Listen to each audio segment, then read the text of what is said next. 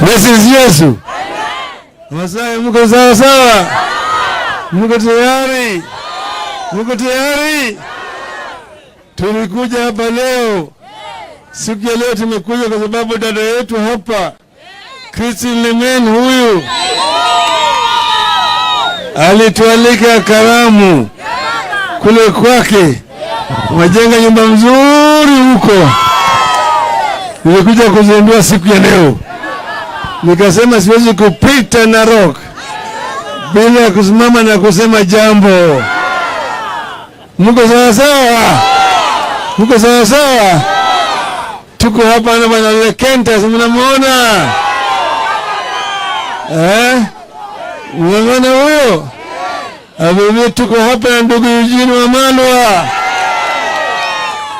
Tuko pale na bwana Kamwaro. Mnamuona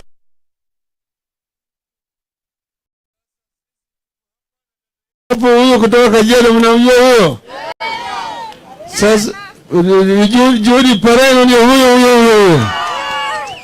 Na tuko pale Seneta Osotsi kutoka kule upande wa Vihiga, na mheshimiwa Mwalimu Ororo, mjumbe wa Kibra. Tuko hapo na MCA, mnaona bulldozer huyo, mnaona bulldozer huyo. Tuko zote kama wanaazimio. Tuko kama wanaazimio. Natoa shukrani kwenu kwa kusimama imara wakati ile ambayo tulisema kama mbaya ni mbaya. Simulijitokeza kabisa.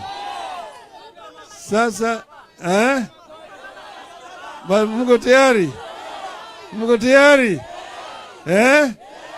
Wakati inakuja sasa, tulisema tuongee, tukaweka pale timu inaongozwa na Kalonzo Musyoka ambayo wanaanza kuongea huko. Tumesema tunaona vile itatoka. Mambo tumepeleka, swala nyeti tumeweka ni mambo ya uwazi wa uhuru, yani demokrasia kwa upande ya uchaguzi, ili kura ikipigwa inahesabiwa na tangazo vile ilipigwa. Sio kama hapa Narok County ulipiga kura hapa na ikihesabiwa hapa na matokeo yakatangazwa kule Bomas of Kenya. Tunaona gavana wa Narok ni nani? Ni nani? Ni nani? Sasa yule ambaye aliwekwa kwa njia ile ya kando anaenda kule juzi na anaanza kunitusi mimi. Nataka niambie wewe hapa ajihadhari sana. Mimi si rika yake. Rika yake. Shenzi sana.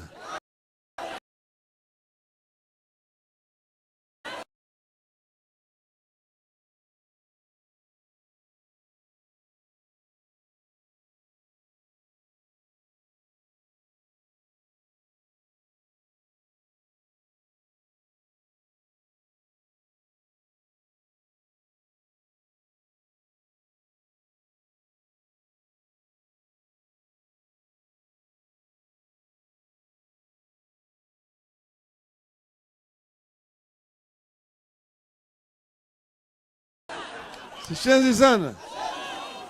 Sisi tumesema wanaazimio tunataka amani. Tunataka na serikali. Wewe sasa hufai hata uwe kiongozi wa wafanyikazi. Wewe sasa hufai uwe kiongozi wa wafanyikazi. Maana wewe sasa unaacha kutetea haki ya wafanyikazi, unatetea haki ya wadosi. Wale wachache, waajiri ndio unakaa nao kwenye kitanda. Sasa sisi Azimio tumesema tutachukua jukumu ile ambayo Atuli angechukua. Tutatetea haki ya wafanyikazi wa Kenya.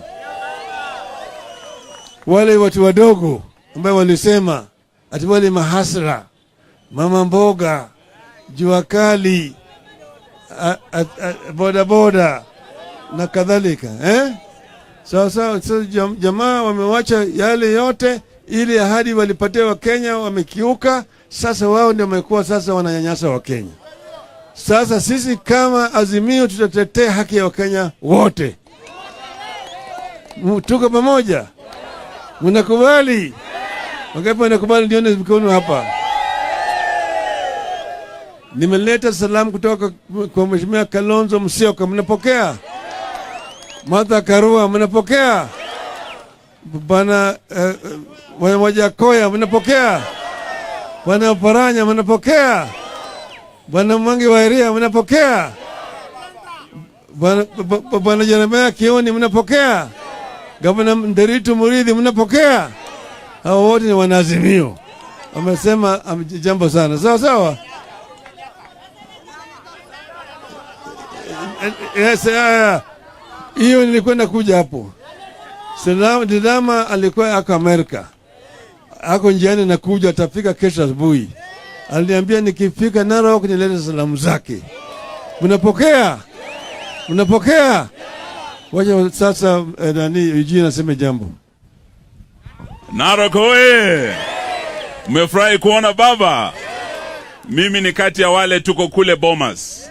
Na agenda yetu namba 1, gharama ya maisha yafanye nini? Agenda yetu ya pili ni kuhakikisha mambo ya electoral justice. Tunataka sava ifunguliwe, isifunguliwe. Bwana Ruto amekuwa anasema ati kwa nini hatumtambui kuwa rais. Sisi tumesema hadi sava ifunguliwe hatutamtambua. Narok, mnakubali sava zifunguliwe? Wangapi wanasema sava ifunguliwe hapa? Kuanzia kesho tuna mkongamano kubwa ya climate change kule Nairobi. Hawa wanasema ati Kenya tunapanda miti, lakini serikali ya Kenya kwisha wameanza kukata miti Mau. Watu wa Narok, ninyi ndio the home of the 8th wonder of the world. Mto Mara ambao unatoka hapa kwenu ndio unafanya zile wildebeest kutoka kule Serengeti kuja hapa kwetu. Kesho tunataka tuambie wale wakiwa kule climate change waache kukata miti Mau ili tuweze kuhifadhi mazingira yetu. Mnakubali hiyo? Na baba ndio amesimama na Mau. Hadi sasa alisema afadhali ataende Kibira auze mandazi. Mnakumbuka? So yeye ni shujaa na watetea, tuko pamoja. Ningependa msikize mama ambaye ametualika hapa siku ya leo, Mheshimiwa Christine aweze kuwasalimu. Habari zenu wana Narok? Habari zenu? Mbona mko na baridi? Simuonyeshe baba na mikono ya kwamba tuko na yeye na tuko na yeye. Poleni sana kwa sababu tumekuja kidogo tukapata furugu kidogo, lakini tunasema tuko nyuma ya baba na tutasimama na baba mpaka dakika ya mwisho. Na ninataka kusema ya kwamba tunataka tu kusema kitu moja. Wana Narok, nyinyi mko na budget nyingine yenu ama kila kitu imepanda? Kila kitu imepanda. Mama mboga ako kwa serikali. Mtu ya bodaboda ako kwa serikali. Na mbona mnasema ati hamtaki kuona hii safa ikifunguliwa? Tuhakikishe ya kwamba safa imefunguli mpaka tupate haki yetu. Tupate kenda.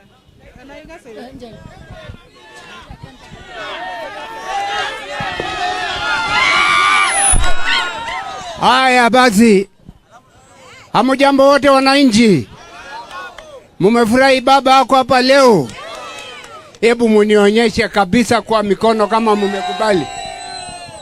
Basi sisi bado tuko ndani ya ODM. Kwa hivyo wale walikuwa na baridi kidogo ya kwamba sisi hapana iko ODM, tuko ODM ndani kabisa. Si nyinyi ndio mnilichagua? Na ile kura mlinipatia, mumepatia baba na mukapatia Kenda. Kwa hivyo mimi nataka tu kusema kwa ufupi, tukae ngangari, tuwe pamoja ili tupate kuona justice yetu. Asante sana. Okay. Tusalimiane, hamjambo. Asanteni sana. Asanteni sana. Mumeonesha baba kwamba bado muko na yeye mnampenda. Si mumeonesha? Tuseme baba. Sema baba. Langu ni kusema kwamba kura ya baba ilibiwa, yangu kaibiwa, lakini hakuna kitu hakina mwisho, sivyo? Wamemaliza mwaka mmoja kwa hii serikali yao. Tujipange 2027 tumalize hiyo ambayo tulibakisha, sivyo? Uchumi ya Narok imekuwa mbaya zaidi. Nataka kuuliza Ndutu, ile mabilioni ya Masai Mara iko wapi? Imetengeneza hii town. Kuna pesa hii town. Hiyo pesa inaenda wapi? Kwa mifuko yao. Alafu kitu ingine, wanajaribu kuiba ardhi ya Wamasai. Mutakubali? Mutakubali? Hata nyake ngopi nyamaisha hiyo group yani tushorengara nyirikasin endo mitunguluko kinyi wale rai serege ala ndumo tenewi nejile maneto holding ground kajo kindayo twanda ngorolo sholinyi twanda ngoringishunyi twanga ngortungishunyi hemje jemin mera galol ngani amir ha sienda biashara najo kinda sholing mera ma yenda ngai.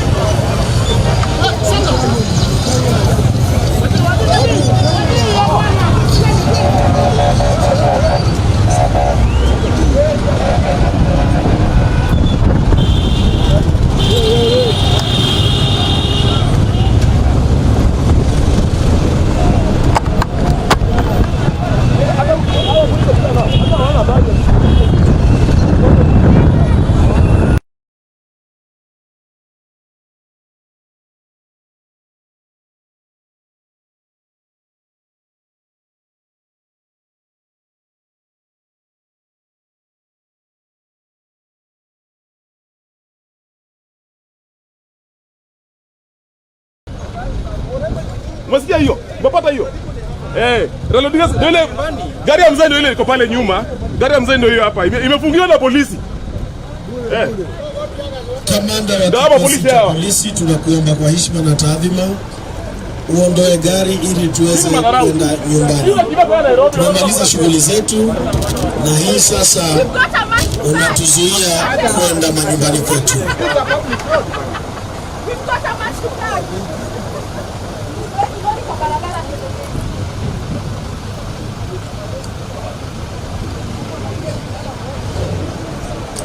Kamanda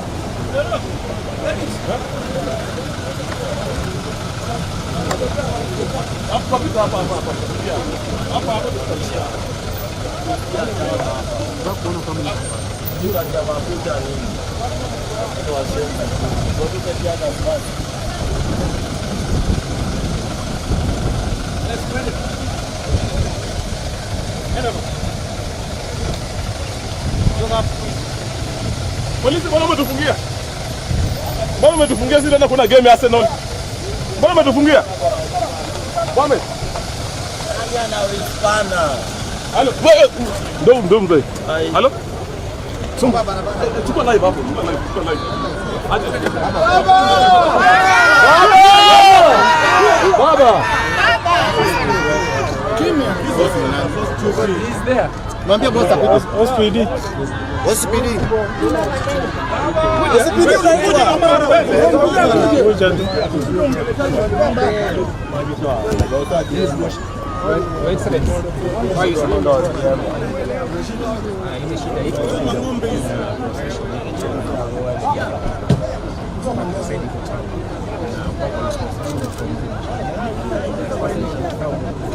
Very big profession. Na nyinyi mkienda kukutana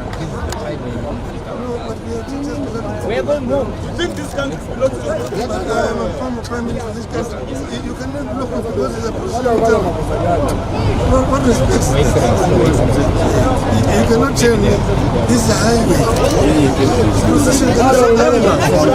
And you cannot block somebody like because Why don't you escort us? Just apologize to the people. So you can escort us.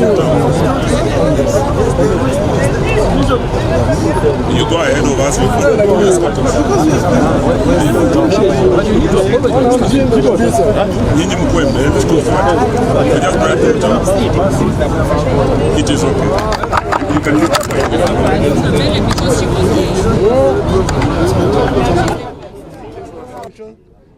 And we're just passing through. Okay. And you can head, then we follow you. And to petition town? Okay, yes. Sawa. So, That's okay, we can go back. So you ought to have apologized for that. No. It's not an apology.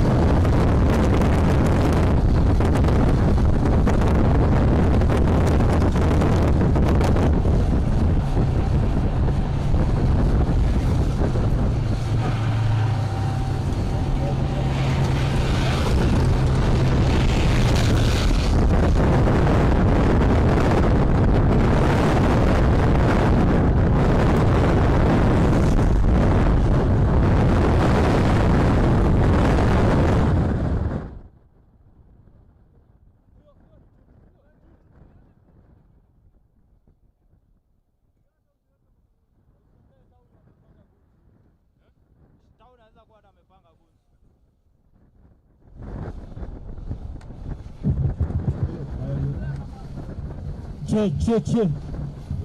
1 2 1 2 1 2 1 2 1 2.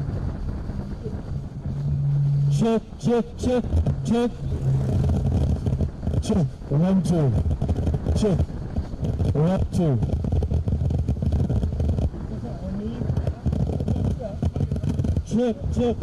Check.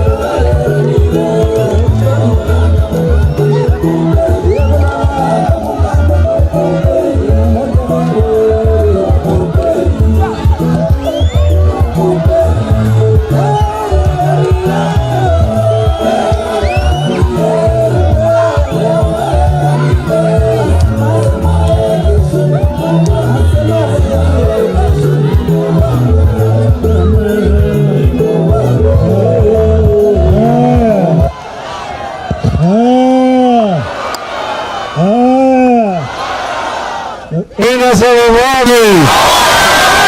Ashole. Yesu Yesu. Masai mko sawa sawa? Mko tayari? Mko tayari? Tumekuja hapa leo. Siku ya leo tumekuja kwa sababu dada yetu hapa Christine Lemen huyu alitualika karamu kule kwake, wajenga nyumba mzuri huko. Nilikuja kuzindua siku ya leo, nikasema siwezi kupita Narok bila kusimama na kusema jambo. Mko sawa sawa? Mko sawa sawa? Tuko hapa na bwana Lekenta, mnamuona? Mnamuona huyo? Abibi, tuko hapa na ndugu Eugene wa Malwa. Tuko pale na bwana Kamwaro. Mnamuona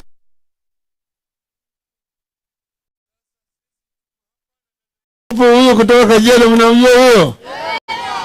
Sasa Jodi Pareno ndio huyo. Na tuko pale Seneta Osotsi kutoka kule upande wa Vihiga, na mheshimiwa Mwalimu Orero, mjumbe wa Kibra. Tuko hapo na MCA, mnaona bulldozer huyo, mnaona bulldozer huyo. Tuko zote kama wanaazimio.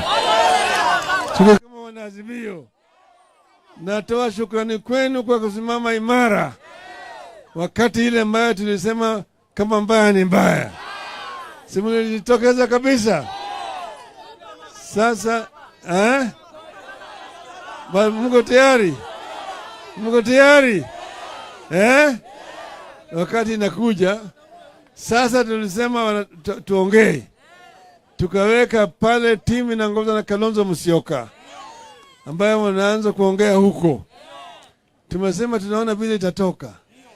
Mambo tumepeleka swala nyeti, tumeweka ni mambo ya uwazi wa uhuru, yani demokrasia kwa upande ya uchaguzi, ili kura ikipigwa inahesabiwa na tangazo vile ilipigwa.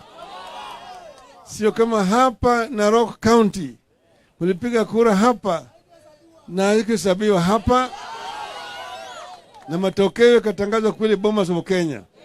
Tunaona gavana wa Narok ni nani? Ni nani?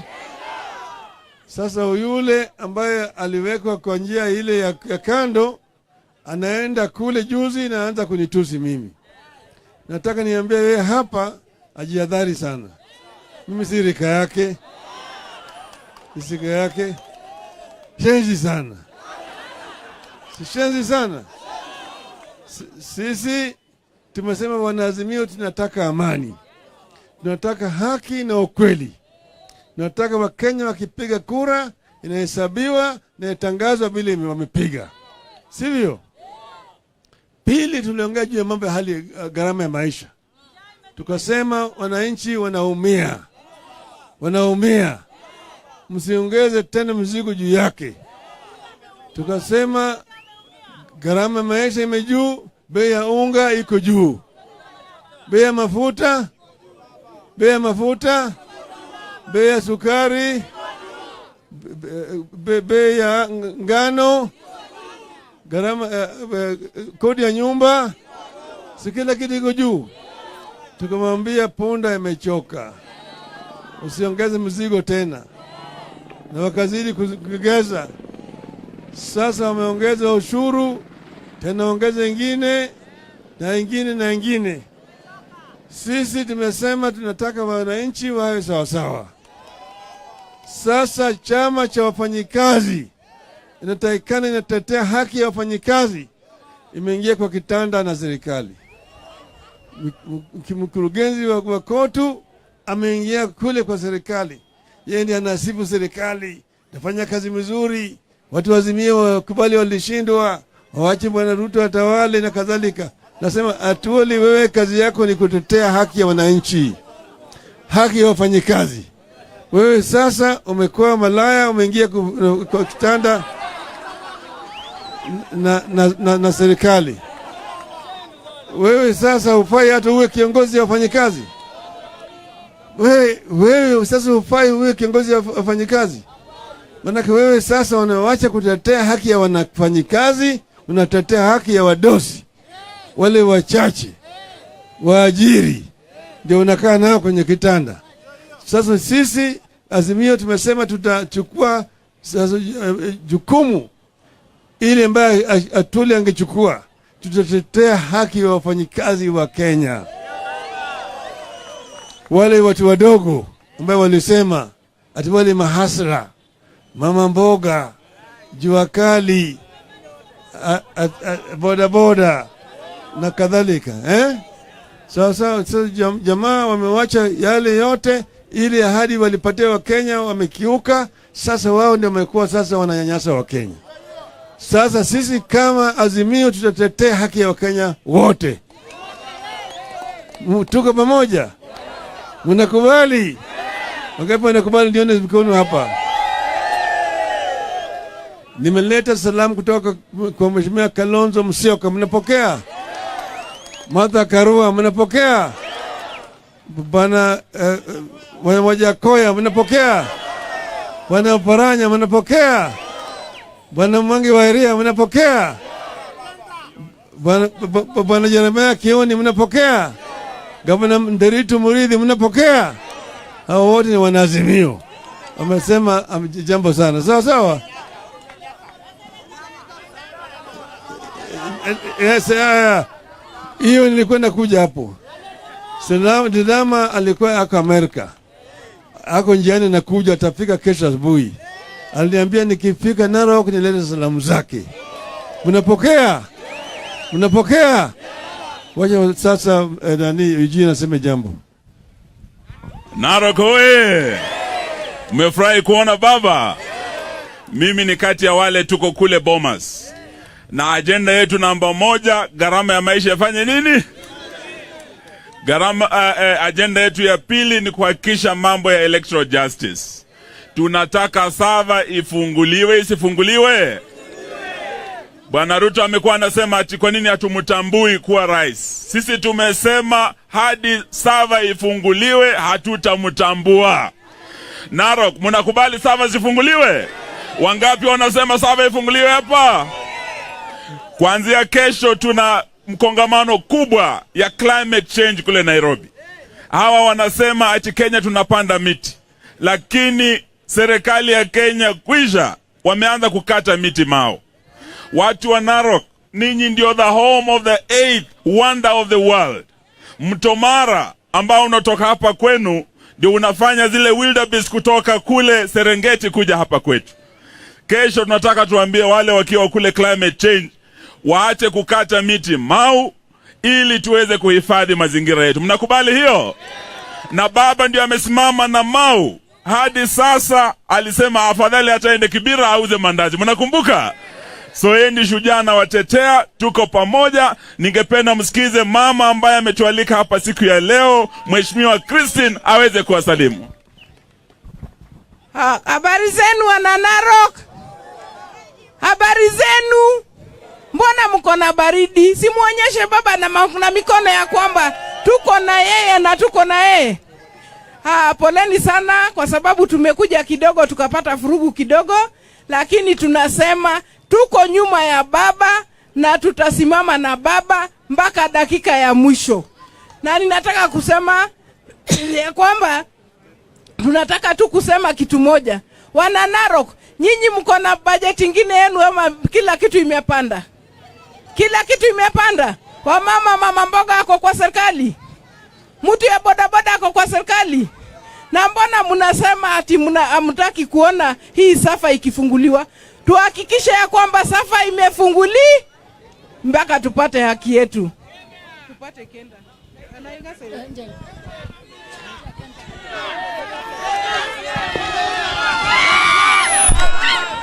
Haya basi. Hamujambo wote wananchi. Mumefurahi baba wako hapa leo. Hebu munionyeshe kabisa kwa mikono kama mumekubali. basi sisi bado tuko ndani ya ODM. Kwa hivyo wale walikuwa na baridi kidogo ya kwamba sisi hapana iko ODM, tuko ODM ndani kabisa. Si nyinyi ndio mnilichagua? Na ile kura mlinipatia, mumepatia baba na mukapatia Kenda. Kwa hivyo mimi nataka tu kusema kwa ufupi, tukae ngangari, tuwe pamoja ili tupate kuona justice yetu. Asante sana. Okay. Tusalimiane, hamjambo. Asanteni sana. Asanteni sana. Mumeonesha baba kwamba bado muko na yeye mnampenda. Si mumeonesha? Tuseme baba. Sema baba. Langu ni kusema kwamba kura ya baba ilibiwa, yangu kaibiwa, lakini hakuna kitu hakina mwisho, sivyo? Wamemaliza mwaka mmoja kwa hii serikali yao. Tujipange 2027 tumalize hiyo ambayo tulibakisha, sivyo? Uchumi ya Narok imekuwa mbaya zaidi. Nataka kuuliza Ndutu, ile mabilioni ya Masai Mara iko wapi? Imetengeneza hii town. Kuna pesa hii town. Hiyo pesa inaenda wapi? Kwa mifuko yao. Alafu kitu ingine, wanajaribu kuiba ardhi ya Wamasai. Mutakubali? Mutakubali? Hata nyake ngopi nyamwe ya yo group yani to jorin kara nyirkasin endo mitungulubo kinyi. Wara dai sere kya ndumo tenewi ne jille mane to holding ground. Kajo ndayo o twanda ngorolo sholi nyi. O twanda ngoringishunyi. O twanga ngortungishunyi. Hemjo jemin meraga loldo ngani amir ha sendai biashara. Najo nda sholeng merama yenda ngai.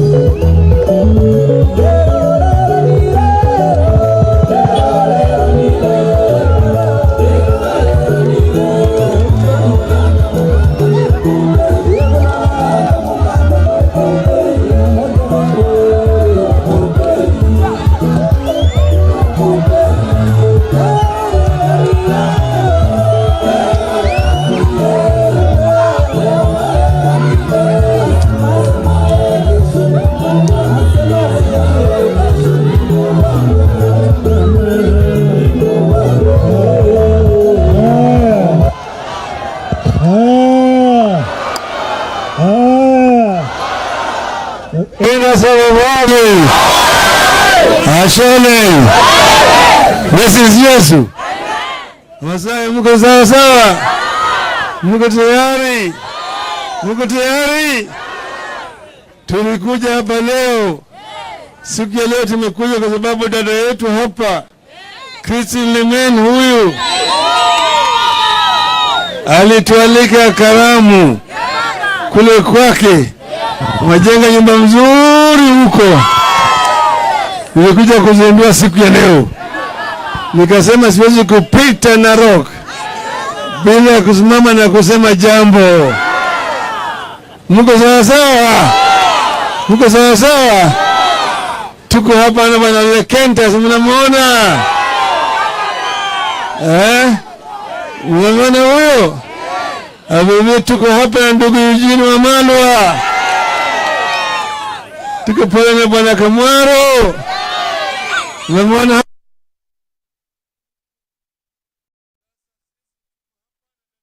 huyo kutoka Kajiado, mnamjua huyo? Sasa Judy Pareno ni huyo. Na tuko pale Seneta Osotsi kutoka kule upande wa Vihiga, na mheshimiwa Mwalimu Orero, mjumbe wa Kibra. Tuko hapo na MCA, unaona bulldozer huyo, unaona bulldozer huyo. Tuko zote kama wanaazimio. Tuko kama wanaazimio. Na sio kama hapa Narok County. Mlipiga kura hapa na ikihesabiwa hapa na matokeo yakatangazwa kule Bomas of Kenya. Tunaona gavana wa Narok ni nani? Ni nani? Sasa yule ambaye aliwekwa kwa njia ile ya kando anaenda kule juzi na anaanza kunitusi mimi. Nataka niambie wewe hapa ajihadhari sana. Mimi si rika yake. Sika yake. Shenzi sana. And I want you to open this house officially. But salimia mzee. That's what I do.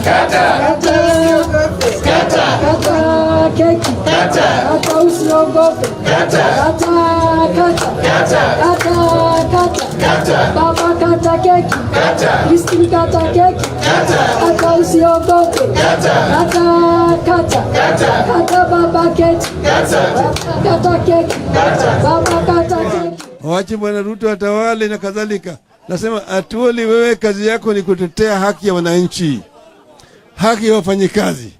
Wewe sasa umekuwa malaya, umeingia kwa kitanda na serikali. Wewe sasa hufai hata uwe kiongozi wa wafanyikazi. Wewe sasa hufai uwe kiongozi wa wafanyikazi. Maana wewe sasa unaacha kutetea haki ya wafanyikazi, unatetea haki ya wadosi, wale wachache waajiri, ndio unakaa nao kwenye kitanda. Sasa sisi Azimio tumesema tutachukua jukumu ile ambayo Atuli angechukua. Tutatetea haki ya wafanyikazi wa Kenya, wale watu wadogo ambao walisema ati wale mahasra, mama mboga, jua kali, boda boda, na kadhalika. Sasa jamaa wamewacha yale yote, ili ahadi walipatia Wakenya wamekiuka. Sasa wao ndio wamekuwa sasa wananyanyasa Wakenya. Sasa sisi kama Azimio tutatetea haki ya Wakenya wote. Tuko pamoja. Mnakubali? Wangapi wanakubali? Nione mikono hapa. Nimeleta salamu kutoka kwa Mheshimiwa Kalonzo Musyoka, mnapokea? Martha Karua, mnapokea? Bwana Wajakoya, mnapokea? Bwana Paranya, mnapokea? Bwana Mwangi wa Iria, mnapokea? Bwana Jeremia Kioni, mnapokea? Gavana Nderitu Muridhi, mnapokea? Hao wote ni Wanaazimio. Wamesema jambo sana. Sawa sawa. Yes, hiyo nilikwenda kuja hapo. Didama alikuwa ako Amerika. Ako njiani na kuja, atafika kesho asubuhi. Aliniambia nikifika Narok nilete salamu zake. Mnapokea? Mnapokea? Wacha sasa Eugene naseme jambo. Narok oye! Mmefurahi kuona baba? Mimi ni kati ya wale tuko kule Bomas. Na agenda yetu namba 1, gharama ya maisha yafanye nini? Agenda yetu ya pili ni kuhakikisha mambo ya electoral justice. Tunataka sava ifunguliwe, isifunguliwe. Bwana Ruto amekuwa anasema ati kwa nini hatumtambui kuwa rais. Sisi tumesema hadi sava ifunguliwe hatutamtambua. Narok, mnakubali sava zifunguliwe? Wangapi wanasema sava ifunguliwe hapa? Kuanzia kesho tuna mkongamano kubwa ya climate change kule Nairobi.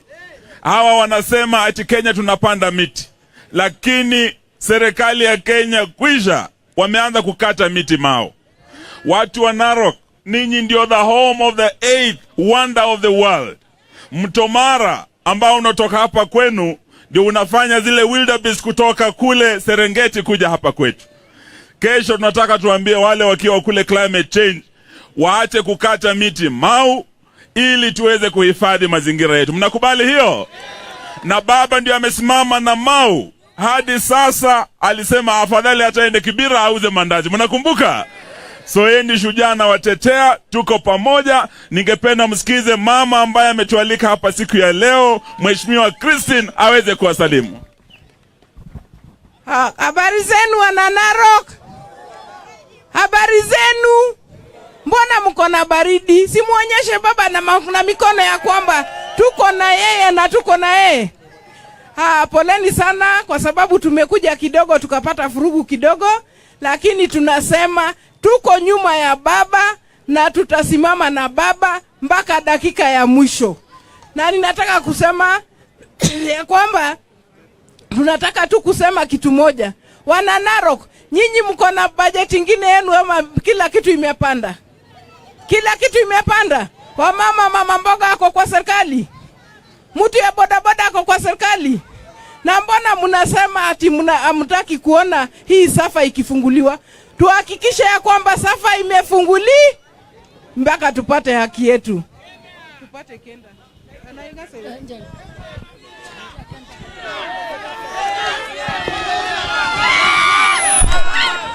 Haya basi.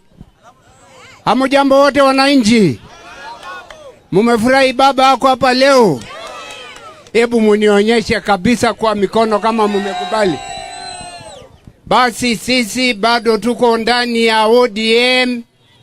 Kwa hivyo wale walikuwa na baridi kidogo ya kwamba sisi hapana iko ODM, tuko ODM ndani kabisa. Si nyinyi ndio mnilichagua? Na ile kura mlinipatia, mumepatia baba na mukapatia Kenda. Kwa hivyo mimi nataka tu kusema kwa ufupi, tukae ngangari, tuwe pamoja ili tupate kuona justice yetu. Asante sana. Okay. Tusalimiane, amjambo. Asanteni sana. Asanteni sana. Mumeonesha baba kwamba bado muko na yeye mnampenda. Si mumeonesha? Tuseme baba. Sema baba. Langu ni kusema kwamba kura ya baba iliibiwa, yangu kaibiwa, lakini hakuna kitu hakina mwisho, sivyo? Wamemaliza mwaka mmoja kwa hii serikali yao.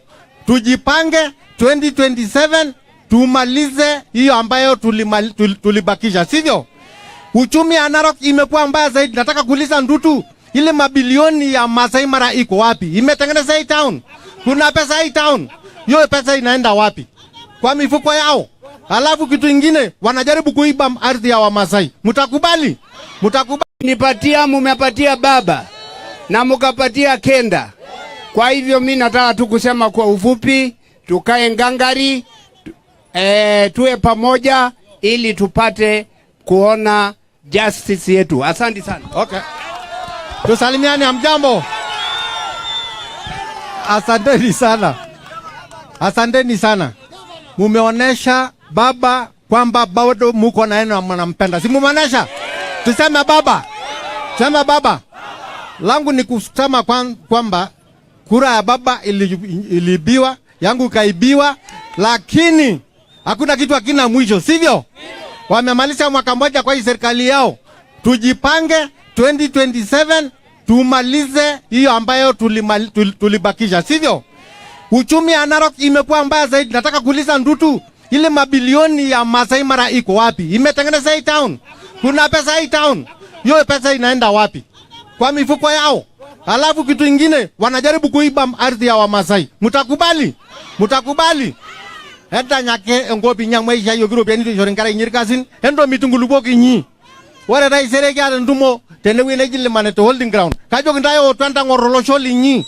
Otwanta ngoringishunyi. Otwanta ngortungishunyi. Hemjo shemin meragalol ngani amer hasienda biashara. Najo kindayo sholeng merama yenda ngai.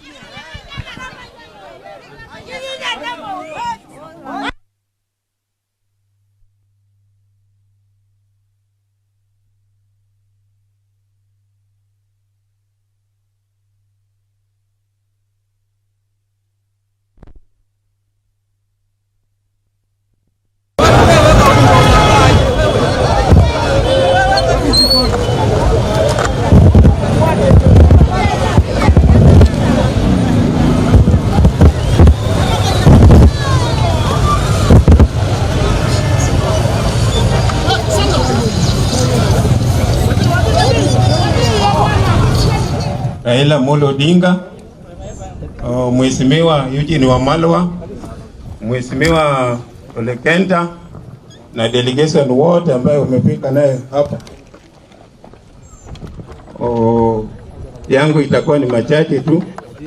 Mheshimiwa Raila, mimi kwa majina naitwa Apollo Tengo, Chairman ya Luo Political Affairs Narok.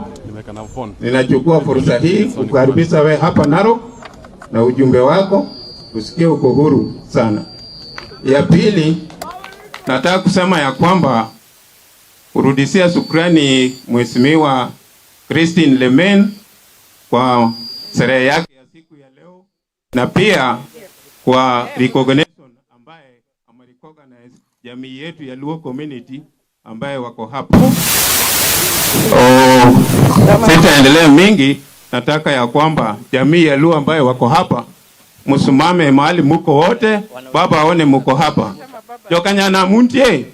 Mosuru baba fwane uru kamera mora muntie. Ero kamana. Thank you. There is a request, Your Excellency. Kuna chairman wa ODM hapa anataka kusema jambo, lakini shorten it kabisa kwa sababu tunataka baba asichelewe. Musa uko wapi? Hey. Huyo ni chairman ambaye alichaguliwa. There's a lot of wrangles, lakini hiyo tutasuhilisha tu kama ODM.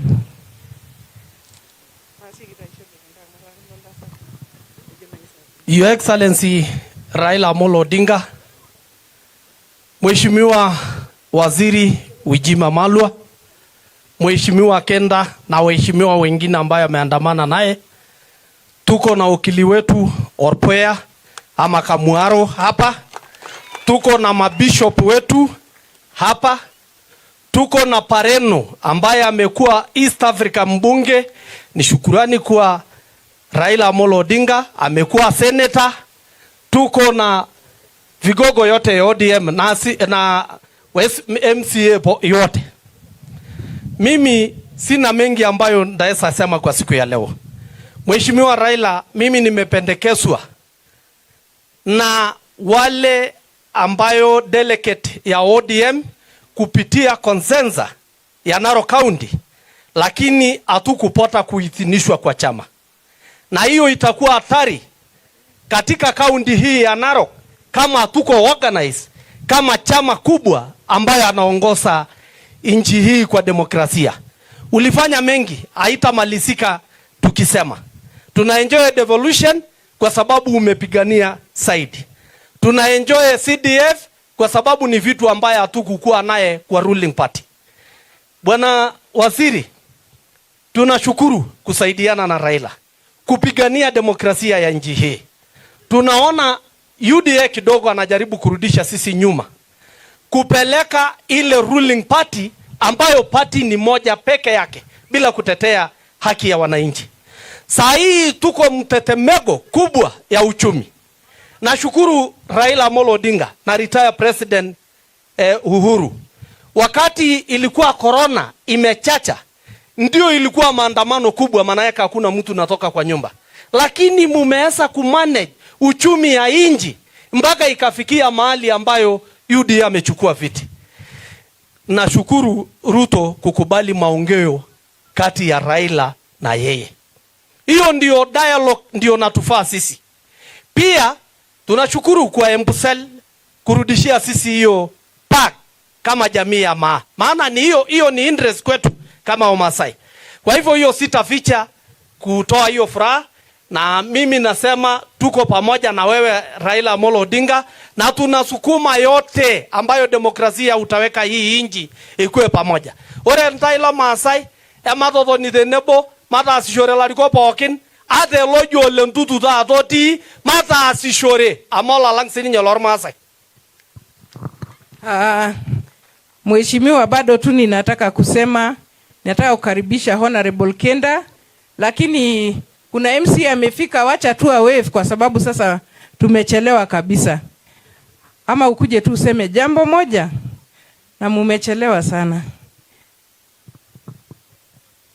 Asante sana mheshimiwa, na nitaheshimu, sitachukua muda.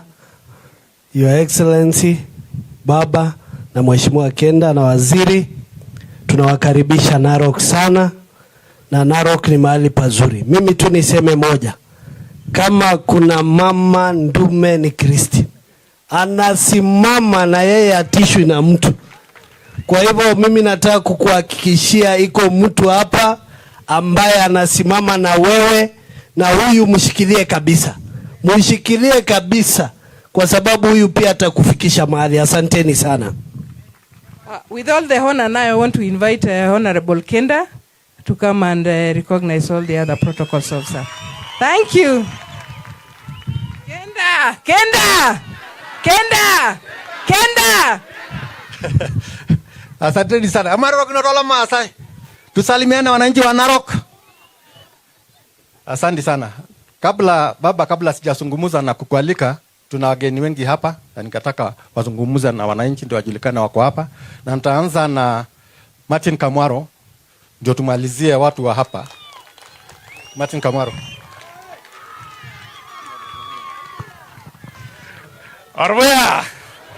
Arwea. Simuonyeshe baba kwamba mimi ndio nilikuwa mtu waka hapa. Kweli ama rongo? Mheshimiwa Raila Amolo Odinga, ambaye senior Wamalwa na wananchi wote. Andasoa boge. Andasoa gaigil. Mheshimiwa Raila, mimi nasema karibu hapa Narok North. He's the people's president. Si Raila is the people's president. Nakwambia Raila, Narok North ndio bedroom yako in Masai politics. Na tunakupenda. Mimi ayangojeni. Mheshimiwa Raila, hapa Narok North mimi mwenyewe nilisimama na tikiti ya independent Na nikakuwa namba 2 nimeshindwa na less than 1000 votes. Najua ile nilifanywa ni ile ulifanywa huko Bomas. Raila Kenda na Masioi walinileta ODM. Nikatoka Wiper na nikasimama. Ile kura nimepata Narok North ndio ulipata pia. Wafuasi wangu wote walikupatia kura. Lakini mlipoteza hiyo tikiti ya ODM. Kama mngekuwa mmenipatia hiyo tikiti, si hii kiti ingekuwa hapa saa hizi. Kweli ama rongo? Ule mlipatia si alikuwa namba 5, hata mimi mwenyewe Arboya nilimshinda na zaidi ya 12,000. Mimi nasema hivi. This community, the Maa community, wanakupenda. You are very dear to their hearts. You are the only person who is a non-Maasai who has made personal sacrifices, personal and political sacrifices for the benefit of these people. Umepigania historical land injustices ya Wamasai. Mpaka ukapitisha katiba, mpaka tukapata sasa National Land Commission ya kuangalia historical injustices. Lakini ile ambacho wewe imekufanya usiwe rais wa Kenya ni kwa sababu ya Mau Forest. Umepigania mpaka ukasema, and I quote, I would rather go to Kibera and cook mandazi and sell mandazi but to conserve the Mau Forest. Today, as I stand before you, I told you during the campaign, I was the one who was defending that case. Na tukashinda. I want to tell you today, courtesy of me and your support, all the titles, illegal titles ya Mau Forest, zilivunjwa zote. Judgment was entered and delivered after the election. Nataka kuambia hivi leo, baba, kwa nchi ya Kenya, the freedoms and the liberties we are enjoying today is because of the personal sacrifices. When I was in secondary school, ulikuwa unaletwa huko Naivasha maximum prison. I used to follow much about you. Sikujua that one day, one time, I'll be your supporter. You have always been my president, and I hope you'll continue to be my president because I have no other option myself. This is one man, this is one president that this country has never had. Kama leo tungekuwa na Raila, fasa jamii ya Wamasai, you'll be in a better place. I remember mzendi mama told me one time kwake nyumbani, kijana yangu, kaa karibu na Raila kwa sababu hata kama nikiaga, huyu ni kijana ambao nitaachia nyinyi. Simama na sisi na tutasimama na wewe Raila. Mwisho, najua umepigania saizi unasema maneno ya cost of living na maneno na ile dialogue mnafanya. Jaribu tafadhali, lakini the most important thing and legacy that you can leave for this country is electoral justice. We want so that whenever we go to vote, our vote will count. So ukienda huko mkifanya hiyo dialogue, jambo la kwanza muombe, tafadhali muombe hii server tuangalie ndio tutosheke mioyo yetu kama Raila alishinda ama hakushinda. Kweli ama rongo? Ndio kama kutakuwa na maelewano, tutakuwa na maelewano kama tumejua ukweli mahali iko. Meneje gununo la Maasai. Enyu tanda ngorate. Enyu tanda ngorate lonyo rangai. Wala la bayono jira Raila ni ta yolta ulenye metango worgo lenye. Wala sasa ibe miti State House na rangara na timu ya Mau. Sasa wamerudia tena hiyo msitu tu wamejaa. Najua tulipokuwa ndani pale, hata ukipita kwa ndege yako nimekuambia saa hizi watu wameingia tena. Na sasa Raila, sijui tutafanya nini. Mungu atakubariki, atakupatia miaka mingi tuzidi kuona vile ambavyo tunaweza kurudisha Mau Forest na hata ardhi ya Wamasai. Saa hizi wanasema maneno ya housing, wanasema maneno ya nini? Raila, mali utaweza waambia hawa Wamasai bado wanataka kukaa manyumbani yao, hatutaki kitu kama housing hapa, tutakaa manyumbani yetu. Wamasai kasema na mesema. Amekasema. Enyo tanti bekala yoli nyosi ligi ongor ndai. Lemero gingoshua. Enyo to na kajura ligi kanisa. Na rigi to bishop lo tiene. Emi to kigi agara. Entu bugwa mugi shiri lo shoti nakata. Entu bugula masa gol kanisa ni. Ne embo to na nora arboya. Mashoma ligi ndai na jo sheria enguluboni pegutu mato ngre ndai serang. Aja banda agara manai ngorugura. Ore ndai sere nyine ne tibat. Ne entere ne no togi. Lo ndai ushira nakata. Ora beti ole kenta olorika, neti ole ndimama olorika, izole dokindi malio burgo anna Narok North, putu na kata nikinchetita. Amara na isara jikinta ama jege shorboya, injosho. Inja shorboya. Ora ila. Ole kenta. Ashena mwero lesho. Ndio saudi shorboya ngaik. Ningetaka sasa kumwalika mgeni mwingine Bwana Jogo ambaye alikuwa anatafuta kiti ya ubunge na Kajiado North. Karibu.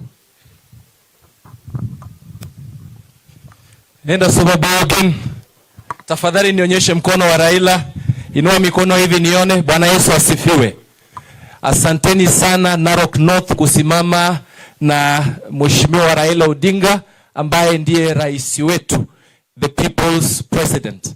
Mimi nilisimama na chama cha ODM pale Kajiado North, nikatoka namba 2 kwa watu 16. Bwana Yesu asifiwe. Kuna mtu hapa anaitwa Ruto, ako na vijana kila mara wakiamka ni kutukana Raila Odinga.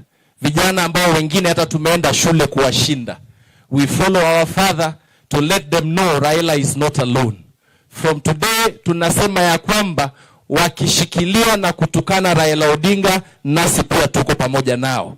Na tunaomba ya kwamba tubaki tushikane pamoja kama watu wa Maasai wa hapa Narok na wa Kajiado, na tuhakikishe ya kwamba the gains that Raila Odinga fought for are not eroded. Asanteni sana.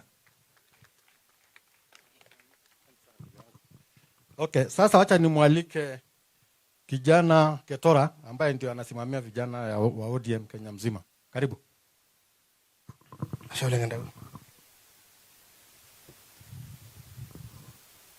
Loma Asai, Mrs. Olairoriani.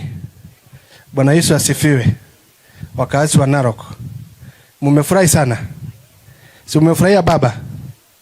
Your Excellency, we are very much honored and we are very happy kwamba umetutembelea tena. Mheshimiwa leo madam wetu Christine, who is our vice chair, tunasema congratulations.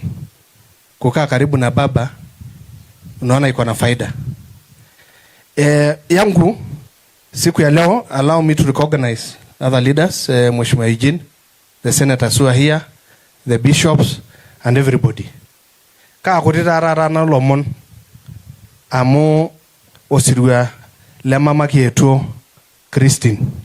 Endasare na natu neriatu nchama nisho baba Raila nafasi nisho lorika erangasa isho vice lenchama ninyosu jirambadi nitoki aisho olorika le MCA nominated enda menye ena yare emidol ajo menanga baba lungana lenyenak naing'ua nanu Kajiado ajo le Ketora nanu oitashiki irkijanani le ODM te Kenya mzima na ndai silikitegelutua emidol ajo enyor irmaasai.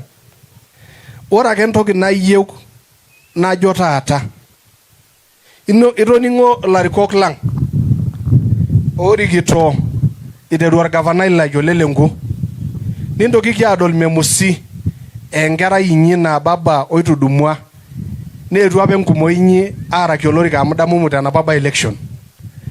Nintoki kiadol kulie egira ayumba Kajiado nanu ing'ua.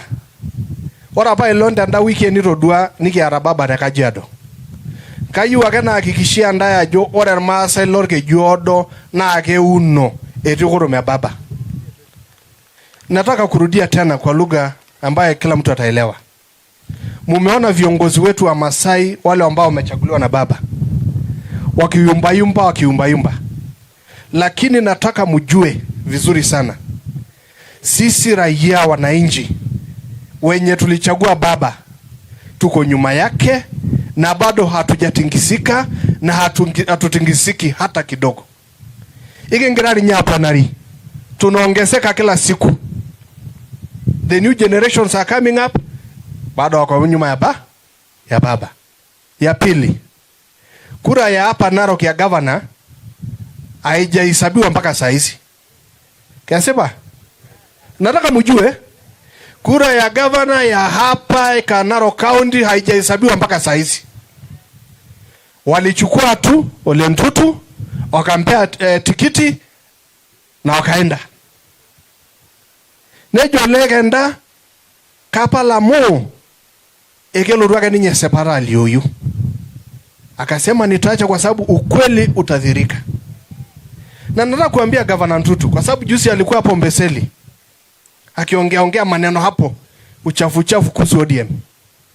Wewe Ntutu ng'ang'ana na ile kiti ambayo uliiba. Kwa sababu hata hatujui kama utafaulu.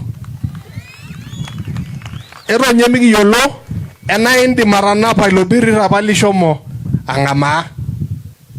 Tabalesia yang e ODM. Nibalesia yang e baba. Amore kin pilor Maasai na Raila Odinga. Kesipa nena na mesipa. Ora babe engayo lenti mama. Neri agayo lenti mama endoro nienda boirare ngai Raila Odinga. Wakati baba wetu Ndimama alipumzika, alituambia kinpin wetu ni nani? Raila Odinga. Alituachwa kwa mkono yake. Na tangu sisi kama community, jamii, tuliachwa kwa mkono wa Raila. Tumeilia. Ikinchirai kara? Ama ukito shukoki yok? Atujalia. Tangu tuachwa kwa mkono ya baba, community kama wa Masai, atujalia. Kwa hivyo tunataka tukusema na kumwambia Ntutu, keep off from mentioning Raila's name. Keep off from insulting the ODM people, because we are behind Raila and we are growing populars day after day. Ya mwisho. Nana holding ground nyi. Orupurko. Eriaga na enda garboya. Enyito. Orungana le kanisa. Enda ngorate. Tafadhalini. Hii shamba ni yenu kama community. Kama mutapeana, mupeane kama community. Si kupeana kama individuals na kupeana kwa njia kinyume. Kwa hivyo ninaomba tu mukae nyuma ya Kenda. Mingu akole Kenda mu kuenda hakuanguka kura na Kenda hatasimama na baba kupigania haki yenu. Merama yananda ngai na ashole mama Christine kwa kutualika kwa baba yako. Tumekula, tumeshiba. Mungu akubariki.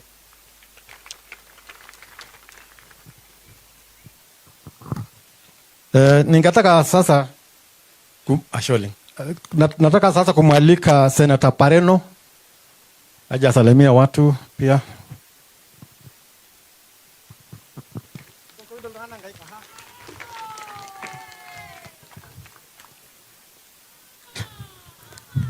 Enda suba ngare Narok.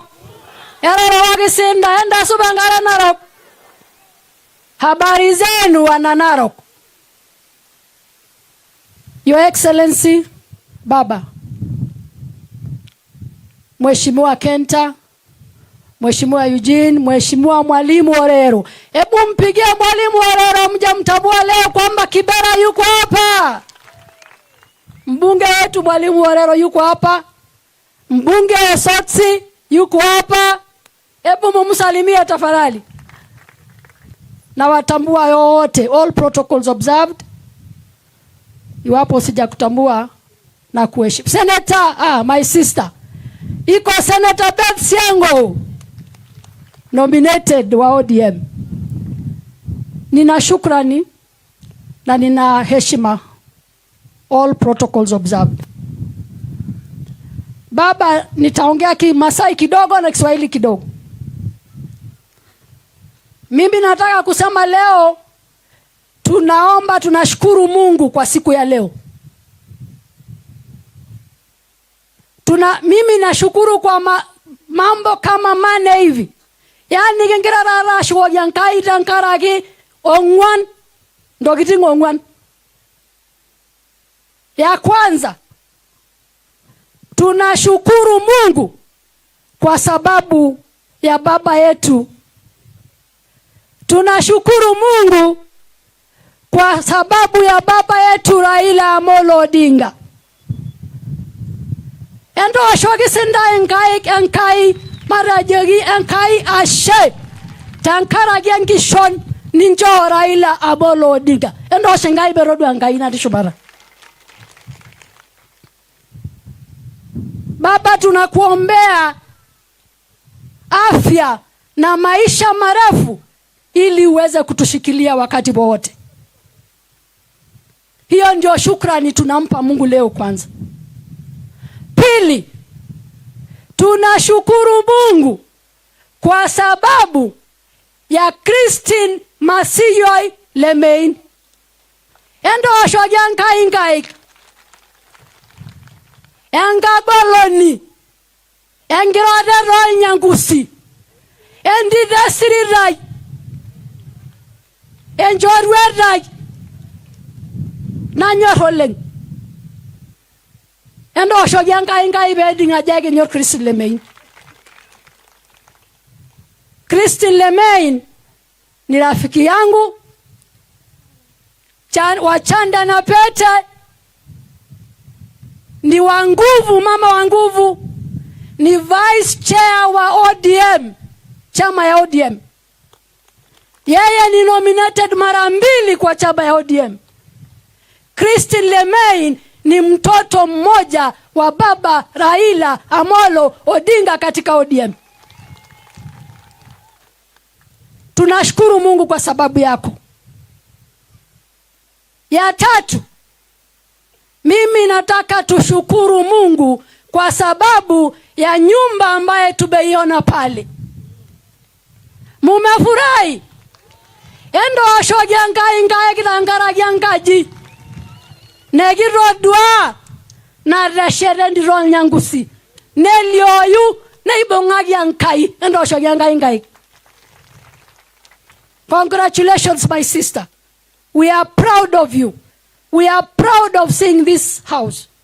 And I know, Baba, leo eronaraga na iba berawo na inga molak Baba.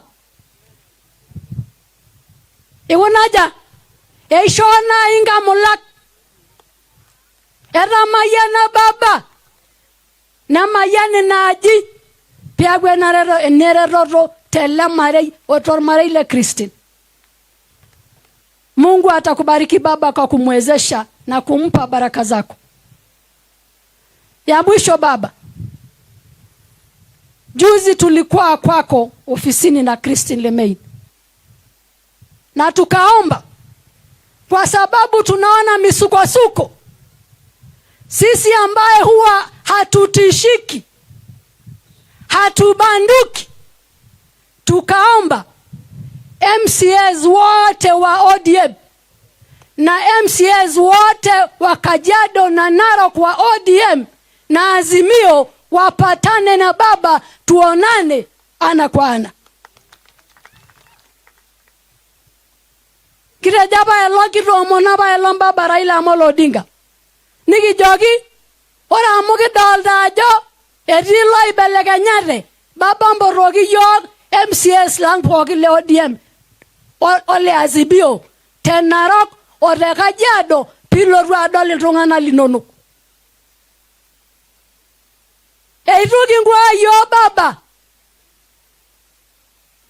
Mayola naishi Baba. Irishibare. Teni doli ajo. Oro shite sibile ODM. Niki ntashe. Niki siriri. Niki uno. Nituakata kibanduka. Ore nanu itashe tene. Ara mheshimiwa Parendo. Na isho Baba maitasheki enchaba. Larin tomon omiet. Na isho marembunge ikatitinare. Larin tomon. Na ina Christine. Na isho larin tomon. Aira shongola ingoru Senate. Amungu funa isho Baba. Ora na ajibe auno. Ege duba duaga ndapen. Kage ringu funa ajine Baba Raila Amolo Odinga. Megura ide mingumok. Amuka jona ibe kintoki airo kake meenkaraki ena. Metamayiana ntae Enkai, meisho ntae supati, tumuombee Baba yetu aendelee kutushikilia. Tunakupenda na hatubanduki. Mungu akubariki. Ento shoki di Senator Parendo Ngaiki. Endo chakul tuana ngai bayi yolo ajo eto Narok na kenyori. Sasa ningetaka kumwalika Honorable Mwalimu Peter Orero, mbunge wa Kibra. Karibu mheshimiwa.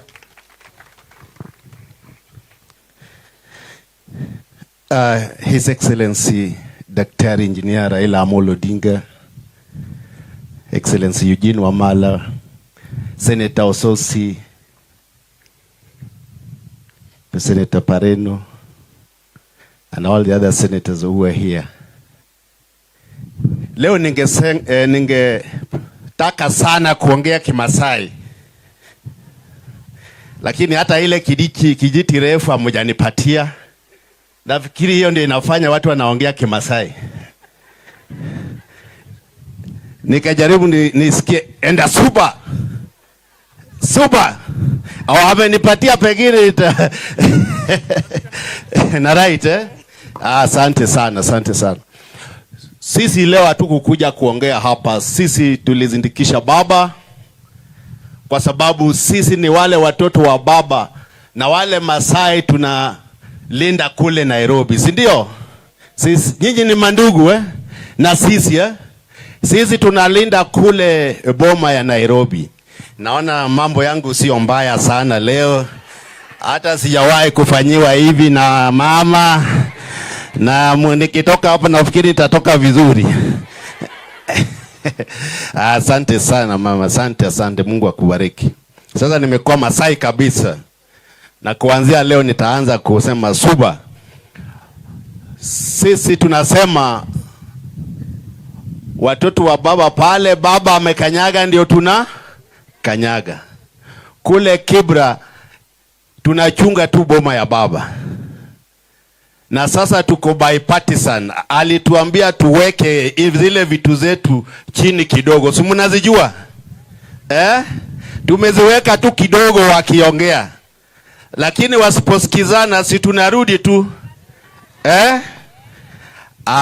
Sisi hatuna mengi, tunashukuru sana. Nilisikia Christian alikuwa na hii sherehe. Tukasema lazima tufike. Na sana tunashukuru watu wa Masai, watu wa Ma community. Wale wote wameongea hapa, nasikia kila mtu anasema mko na baba pamoja. Wacha nione kwa mkono wale wako na baba hapa, mkono ya baba nione juu. Na tunashukuru mko pamoja na baba, na sisi pia tuko na nyinyi pamoja. Watu wa Ma community muende hivyo. Kuna jamaa ameongea hapa, yeye ni akabuldoza, yeye ndiye anachunga hapa, Lucas mwenyewe. Asante sana kuchunga hii boma kwa ajili ya baba. Tunashukuru, asanteni sana na Mungu awabariki. Nimetoka sasa kama mimi ni Masai. Congratulations. Asante sana. Sasa ningetaka kumwalika Senator Beth Siengo ambaye ndio nafikiria anasimamia wamama wote wa ODM. Pigeni mama makofi.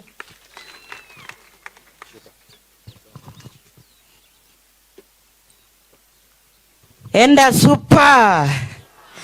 super. Your Excellency Raila Amolo Odinga, Waziri wa Malwa, Mheshimiwa Kenda na viongozi wote walioko hapa tukiwa kwa ground ya bulldozer. Kina mama hai. Vijana wazee. Mimi naitwa Senator Beth Siengo. Mimi natoka kule Mwingi North, Kitui County. Na ningetaka kutangaza hapa, mimi wa mama wote Kenya walinichagua kama rais wao kwa chama cha ODM. Niko na mambo mawili ya kusema kwa haraka sana. Jambo la kwanza ni kuhusu dada yangu Christine Lemain. Tuko naye kule kwa neki ya ODM. Na kama kuna mama mkakamafu, kama kuna mama ako na msimamo, hata mimi leo natoka nikiwa nimerembeshwa. Nitafika Ukambani wanisahau, wasahau kwamba huyu ni Siengo. Nitaitwa nani? Jina ya Kimasai? Masieku. Bas, nimepata jina.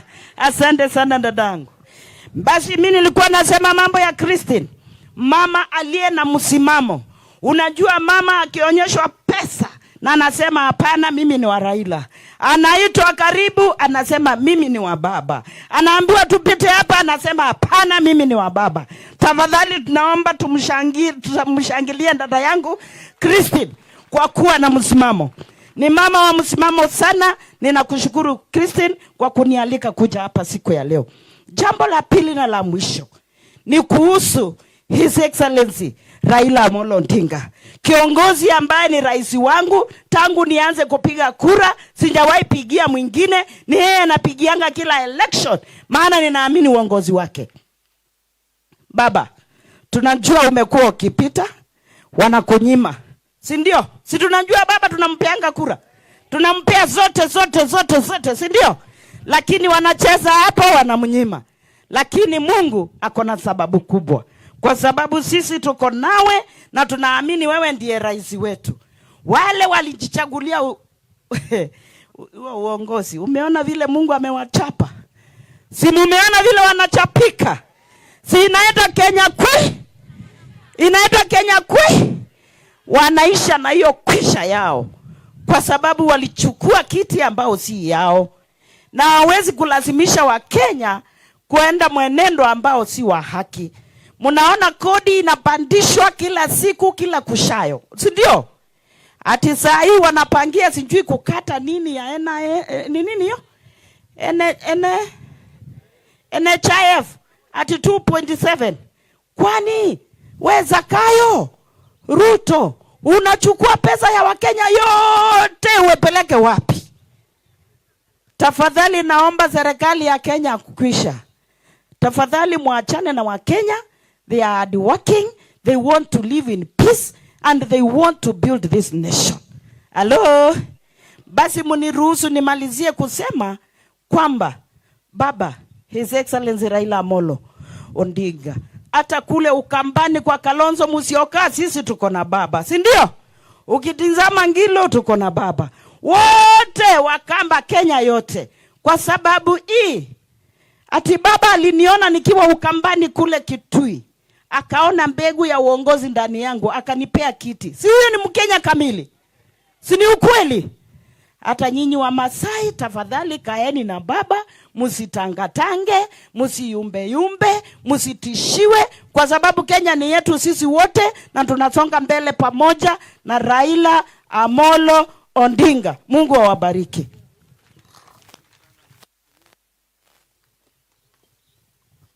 Haya, pigeni mama. Sasa ningetaka kumuita ndugu yangu ambaye tulikuwa kwa parliament pamoja, ambaye tulikuwa committee na mpigie Mheshimiwa Godfrey Osozi makofi. Mkaribisheni Haya. Enda soba. Hebu tusalamiane kwa hewa. Haya, asante sana. Kwa majina ni Godfrey Osozi wa Vihiga County. Nimetoka kule Vihiga County leo. Tulikuwa huko na baba. Na watu wa Vihiga wakasema nikuje kuwasalamia. Mumepokea salamu? Asante sana. Niko kule Senate. Tuko pia na kiongozi wenyu Mheshimiwa Ladama Olekina. Na nimeongea na yeye, akasema yuko safari. Akasema niwasalamie. Mmepokea salamu ya Olekina? Haya, wacha wanivalishe hii nguo mzuri ya Kimasai. Hata mimi nikuwe Masai, si ndio? Haya.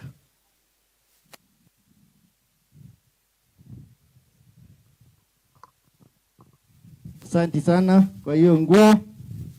Sasa yangu ni fupi. Ya kwanza, unajua hawa wajamaa ambao wanaitwa Kenya kwisha, wakati walitafuta kura waliwaambia kwamba wakiweka Bible chini gharama ya maisha itaenda chini. Gharama ya maisha imeenda chini. Wakasema kwamba wakichukua kiti hawatakopa madeni yoyote. Saa hizi wamekopa madeni imeshinda ile Uhuru Kenyatta alikopa kwa miaka 2. Hao wamekuwa kwa miezi karibu 10 tu.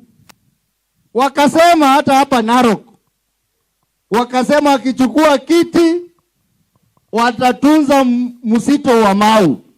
Saa hizi mmeona wamesema watu waingie ndani ya msitu wakate miti. Hao ni bure kabisa. Alafu kwa sababu wameona hawajatimiza ile waliambia Wakenya, wamekuja wameanza tabia ya matusi. Wanatusi mzee wetu Baba Raila Amolo Odinga kila siku. Kwanza yule mtu ambaye anatoka Nyeri anaitwa Gashetha. Ule Gashetha, ule mtu ni bure kabisa. Sasa kazi yao ni kutusi baba asubuhi, mchana, jioni. Alafu wameenda sasa, saa hizi wameanza sasa kutembea Kenya ati wakidanganya watu wanazindua miradi. Hiyo miradi wanazindua, kwani miezi kidogo wamejenga barabara? Wanazindua miradi ya kaunti na ile walizindua kitambo ati wametuletea maendeleo. Hao ni bure kabisa. Sasa wameanza tena kampeni. Tulimaliza kampeni juzi. Sasa wamepanda juu ya magari ati wanasema wana kampeni kwa 2027. Sisi tunataka kusema hivi baba, kama hao wametoka kwa kampeni, hata sisi Azimio tutatoka nje tuanze kuongea na watu. Tumeelewana? Kwa hivyo watu wa Narok, mimi nawaomba, huyu mzee baba ameumia juu ya Wamasai. Walimnyima kura kwa sababu ya msitu wa Mau. Ukweli uongo? Si walifanya hivyo? Sasa kama baba aliumia juu yenyu, kwa nini sasa nyinyi mtangatanga? Si mkae imara? Na mimi nafurahi sana ndugu yangu hapa, rafiki yangu Ole Kenta. Huyu Ole Kenta ni ndume kabisa. Tulikuwa na yeye kule bunge na mimi namjua kama mtu wa msimamo. Tukikuwa na Wamasai karibu 2 5 kama Ole Kenta, hakuna mtu atacheza na Wamasai. Kwa hivyo msimame imara. Wale ambao wanayumba yumba, muwaombee warudi laini. Si mnawajua? Mnawajua? Mimi sitataja majina. Ya mwisho, baba, kuanzia kesho tutakuwa na mkutano kubwa ya climate change kule Nairobi. Hii wiki ambayo inakuja. Na umefanya vizuri kwamba kabla ya hiyo mkutano uweze kuja Narok. Narok is the best example of how kucheza na climate change inaweza haribu nchi. Sasa baba, ukienda pale uambie kwamba hakuna champion mkubwa Kenya hii wa climate change asipokuwa baba. Yule Zakayo akienda kule asema ati yeye ndio champion ya climate change, muulize misitu yetu inaenda wapi? Kwa nini amekubali watu waingie ndani ya msitu ati waanze kukata miti? Ati anasema amekubali mambo ya logi. Hata kule kwetu, unajua huyu jamaa amezoea kunyakua mashamba. Mke wake amekuja akasema ati ameinherit 200 acres ya Kakamega Forest. Wananchi wa huko wamesema tawe, hawatakubali Mama Ruto aende achukue msitu eka 200 ya Kakamega ati anasema ameinherit hiyo msitu. Sisi Waluya tumekaa ngumu na Eugene yuko hapa. Wamasai pia mkae ngumu, mulinde msitu yenyu, na sisi tutawaunga mkono kama familia ya Azimio. Nasema asanti sana, Mungu awabariki. muendelee kuzidi kukaa ndani ya Azimio. Hapo ndio nyumba yetu. Mkienda kando, mtakuwa mnapotea. Wamasai mtasimama imara na baba. Wangapi wanasema watasimama imara na baba? Baba, asanteni sana, Mungu awabariki. Asante sana mheshimiwa. Mpigie makofi kabisa. Sasa nafikiria nitasema machache ndio nimwalike mheshimiwa Eugene Wamalwa aalike baba. Hiyo ndio inaitwa protocol ambayo inatakiwa ifuatwe. Sababu hata ni principle. Asante sana. La kwanza ni kukaribisha baba tena Narok na wageni wake wote na wananchi wote ambao wamekuja kujumuika na Christine Lemay. La pili ni congratulate. I want to congratulate my sister Christine for the good work that she has done. She has built such a beautiful home, and I think that is what everybody should strive for.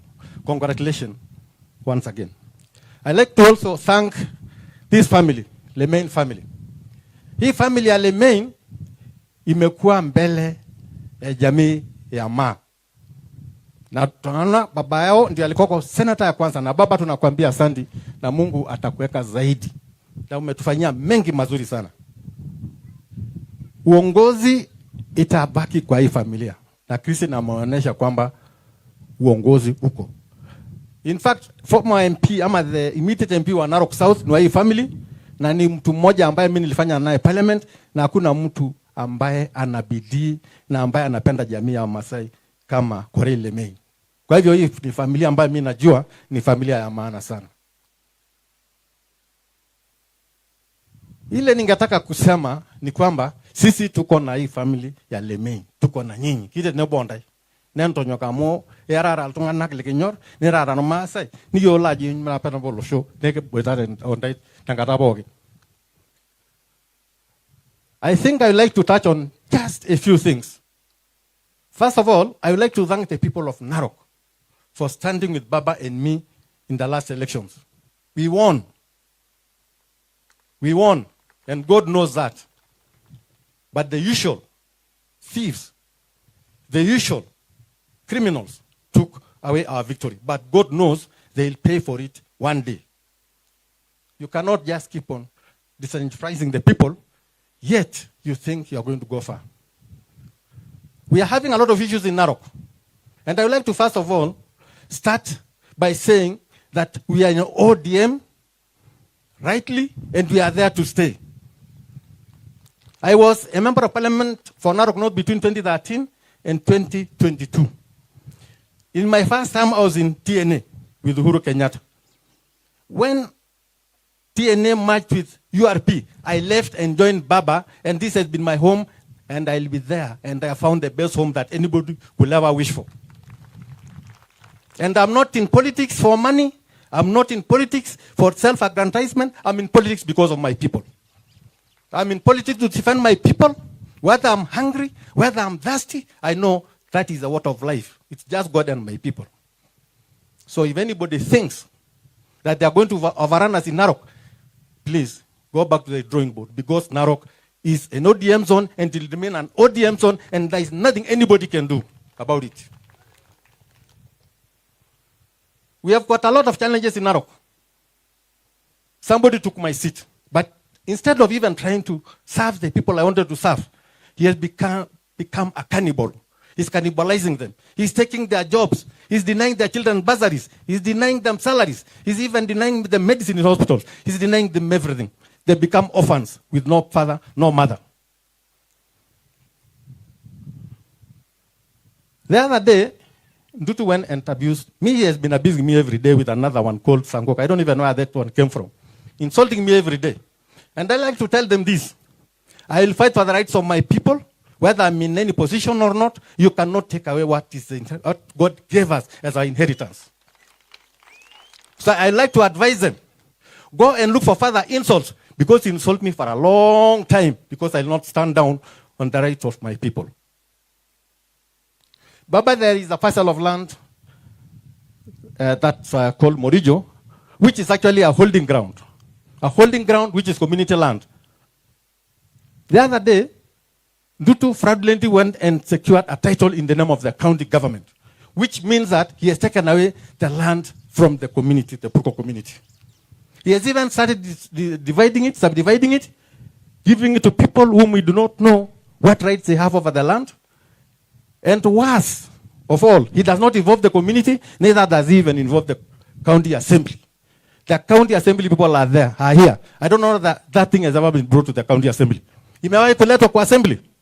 So how can one man decide to alienate the land of our people and decide to sell it any way he wants? It will not happen. I would like to call upon the elected people of Narok, especially the national leaders, the members of parliament, the senator, to come and rescue their people from land grabbers and from the oppressors. The other day, I talked to Simon Chologwe, who is the minister for cooperatives. And I told him, because you came to claim some land here, that is not your land. That is the birthright of our children. Please leave it.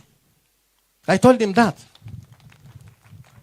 And he told me, that is government land. That is, we were given by the governor. The land does not belong to the governor. And I want to tell him now on TV, please leave our land alone.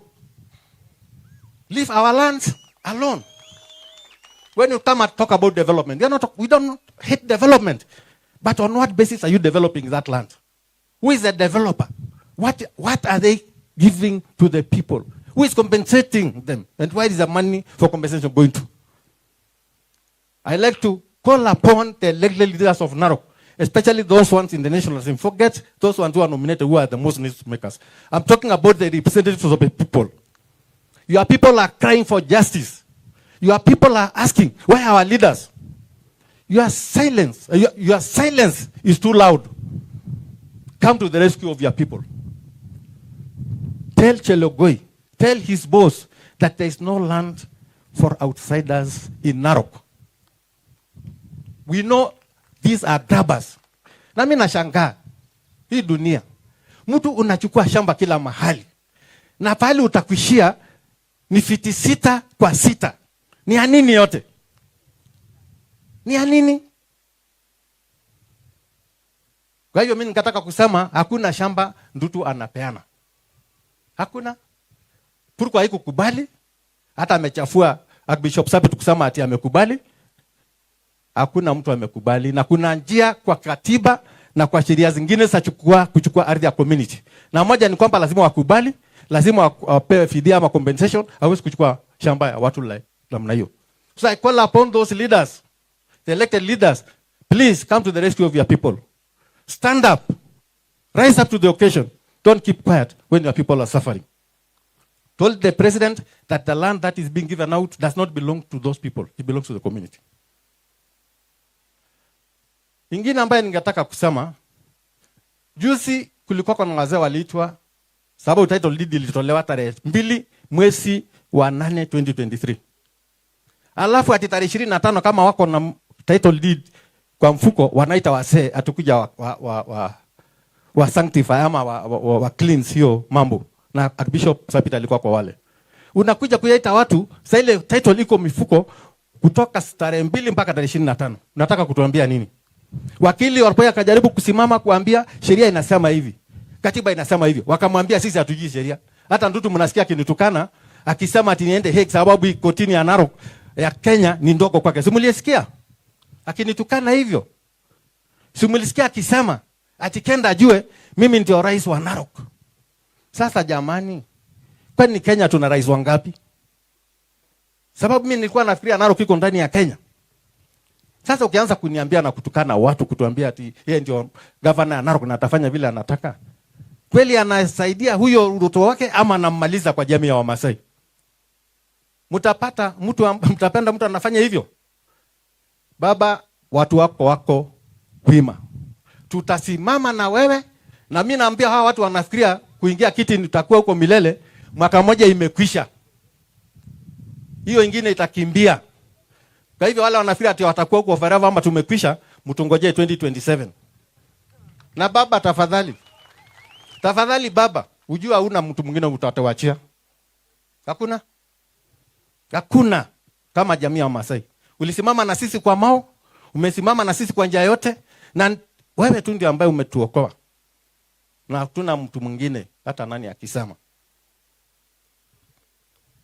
Ningetaka tu kuambia, sababu sitaki kuzungumza zaidi, sababu baba nataka asimame na nyinyi. Kia dada isere ntu moloma asai telemanet. Neme nola rabal. Me nola rabal. Pelo torpa alikinda napana tanyen ningelapata sati obshoma ishongulupo kinyi. Ama dil chambai laore eka na milioni tikita moba mure emplot na bota Narok na milioni uni. Negu billions tomon. Anga idea yake olentutu kuna ropiani pokini to elikiyo ka jonta yake. Kaidi kuna na nona ngidinye na mara kasi. Kaidi kuna ngulupo ko loshon ay kuna nicha. I'll also maybe like to caution the so-called investors. The community has not given you their land. There are no blessings unless you are taking it by force. If you want to work with the community, follow the right procedure, follow the constitution, compensate them, and then let you be allocated the land. Otherwise, you are doing nothing. You are wasting your time because we are not going to the Hague as Ruto wants us to go. We'll go to the courts of justice of Kenya, and I think we will get the justice because there is no court that would like people to be oppressed the way the UDA government is doing. Now, you know, jogging there, Masa Ashe, I might show you to Nebo, who to a matter of Ngulupoki.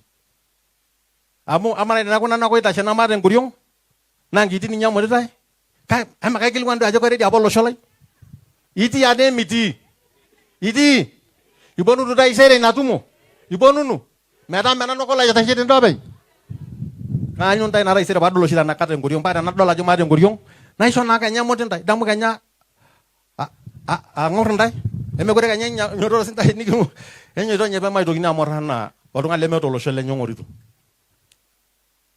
Na yu na jogi il payani la lemanet.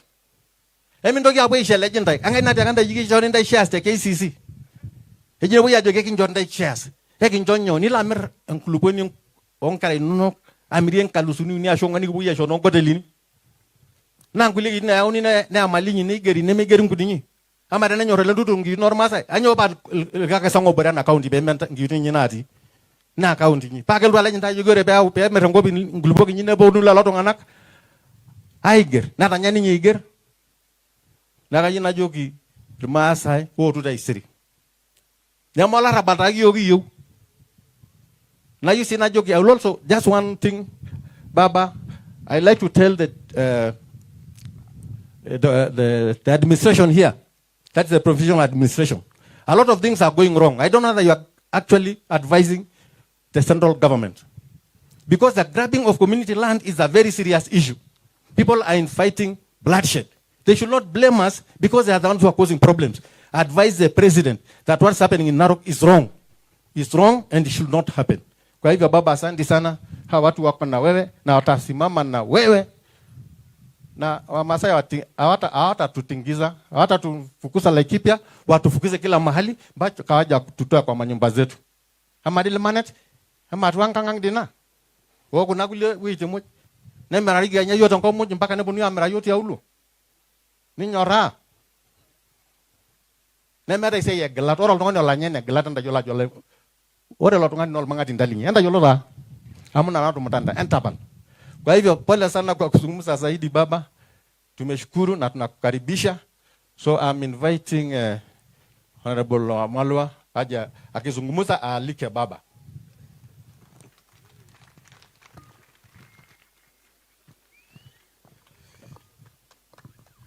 Enter Super Power again. Mlembe.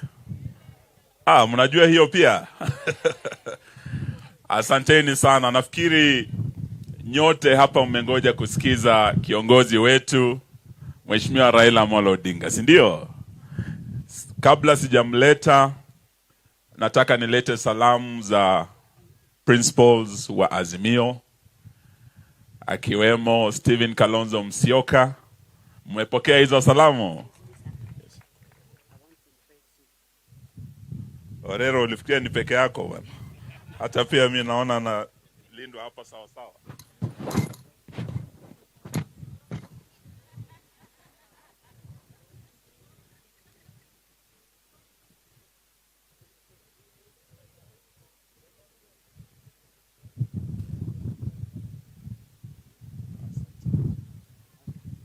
Thank you, ma'am. Thank you very much.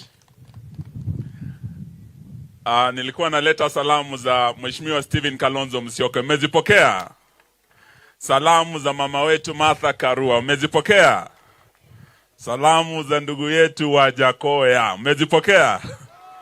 Salamu za ndugu yetu Oparanya. Mmezipokea? Salamu za Jeremiah Kioni. Mmezipokea? Gavana Mwangi wa Iria. Mmezipokea? Gavana Nderitu Mureithi. Mmezipokea? Wote walikuwa wanapenda wawe nasi hapa, lakini sababu ya shughuli nyingi wako sehemu zingine. Na nikileta salamu za Stephen Kalonzo Musyoka sababu nimeona wanahabari hapa. Kumekuwa na jambo linatembea kwenye news. Na naona watu wa Kenya Kwanza wamefurahia sana kusema inaonekana eti tumesalimu amri. Eti Kalonzo amesema tumekubali ya kwamba Ruto ni rais na tumesalimu amri. Hilo jambo nataka niseme hapa, na nimezungumuza na my brother Stephen Kalonzo Musyoka, who is also my team leader, katika mazungumzo ya Bomas. Na yeye ameniambia ya kwamba amekuwa misquoted ama he was quoted out of context na wale wanahabari ambao wameripoti hilo jambo. Na amesema ya wazi ya kwamba mambo ya the legitimacy of the Ruto presidency can only be settled by one thing and one thing only: opening the servers. Opening the servers. Opening. Hilo jambo nataka niseme nikiwa hapa Narok, and the issue of electoral justice has been prioritized. Is the issue number 1. Na nikija hapa Narok County, najua hapa na wenzangu wameuliza hapa ndio ninyi mnafuatilia jambo ya electoral justice kabisa. Sababu Narok County, na mimi nilikuwa waziri wa ugatuzi, nilikuwa nasimamia 47 counties. Hii county yenu ndio peke yake ambayo kura hazikuhesabiwa na zikatangazwa hapa within the county. Kweli si kweli? Out of 47 counties, it's only Narok County where votes were never counted and announced within Narok County. Ninyi umeingia kwa historia ya Kenya bwana. Na mimi najua hapa muliamua kura ni za baba. Kweli si kweli? Narok was blue. Kajiado was blue. Samburu, the entire Maa nation was blue. We know there are those who are trying to turn the Maa nation yellow. Lakini leo nikiwa hapa nataka niseme asante kwenu. Viongozi wenu hapa wamesema wazi ya kwamba bado mko na baba. Hiyo ni kweli? Mnaendelea kusimama na baba, sio? Na hapa kwa mambo ya ugavana mulisema ni Ole Kenta, si ndio? Senator Ole Kina, si ndio? So your choice was Ole Kenta and Ole Kina. And I know that had Ole Kenta won, this dynamic duo wangepeleka hii county mbali sana. Lakini leo tunataka tuseme asanteni kusimama na baba, na tuombe muendelee kusimama na baba. Sababu yeye amesimama nanyi tangu nyakati za Olentimama. Na Olentimama ndio yule alikuwa anatetea sana the rights of the Maa nation, land rights, historical injustices, mambo ya Mao. That is where the nexus of his friendship na Raila began. Sababu Raila pia ni mtu wa kupigania haki, kupigania demokrasia, kupigania usawa. Na ingawa alipoteza rafiki yake Olentimama, vile Shakespeare alisema that though friends be lost, friendship shall not, and death will have no dominion. Yani ingawa bwana Raila alipoteza rafiki yake Ntimama, hajapoteza urafiki wake na Wamasai. Na vile Ole Kenta amesema hapa, yeye hatapoteza urafiki wake na ninyi watu wa the Maa nation. Kwa hivyo tukiwa hapa tunasema msiache mbachao kwa mswala upitao. Sijui kama mnanisikia. Sababu nasikia umepata marafiki wengine wapya. Wako wana target the man nation kabisa, wanawapa vitu vitamu. Lakini leo nataka niwaambie ya kwamba hao watu wa Kenya kwisha. Msipochungana nao, hii mau itakwisha. Sijui kama mnanisikiza. Hii watu wa Kenya kwisha, msipochungana nao, hii mau itafanya nini? Itakwisha. Si wameanza kukata miti? Nasikia pia mambo ya mashamba. Viongozi wenu wameongea hapa na tunajua hao jamaa wanapenda mashamba sana. Na hii shamba ya the Purko community over 500 acres is a big target. Baba atazungumzia jambo hili, lakini nilitaka tu niwaonye ya kwamba msipochungana na hiyo watu wa Kenya kwisha kwa mambo ya mashamba. Mashamba yenu yatakwisha na hao watu wa Kenya kwisha. Sijui kama mmenisikia jamani. And your champion Raila Amolo Odinga is here. Amewasikiza. Mwenyewe ataongea hapo. And he will stand with you. We are here just to say we stand with you. Na tuko pamoja nanyi. Nataka nimulete sasa mwenyewe aongee nanyi ili aweze kusema mengi zaidi. Hebu sasa tuweze kusimama tumkaribishe Baba Raila Amolo Odinga. Karibu baba, karibu.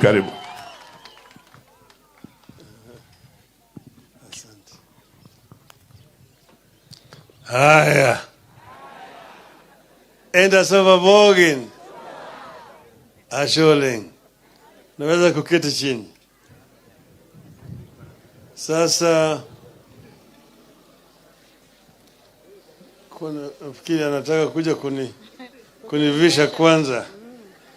Anirimbeshe. Kabisa baba. Ili nionekane kama Ndio baba. Karibu baba. Ndio baba. Asante sana. Sasa niko hapa na rafiki yangu moja hapa anatoka kule upande wa Transmara, mwenye riadha mkali sana, ambaye aliweka rekodi ya kukimbia. Ako wapi? Nataka muona yeye, Bwana Conchela. Unaona huyo kijana huyo? Asante baba. Sema tu jambo. Okay. Mjamboni. Enda sawa boge. Yidiro bibi dara. Warenda ngilene ende jojasi eno shida hii. Kisili ndo shana nyosha. Nashukuru kusimama kwa podium na baba. Naleta salamu kutoka Transmara.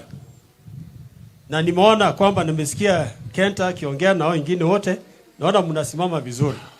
Transmara tuko na baba tangu zamani mpaka sasa na hatuwezi kurudi nyuma. My friends, we are always with Baba, we will always be with him, and we love him very much. We pray for him. God will protect him and will take him further. And he's a young man. He's a champion. Mi ndio namba 2, baba ndio namba 1. Champion ya 800 ndio baba.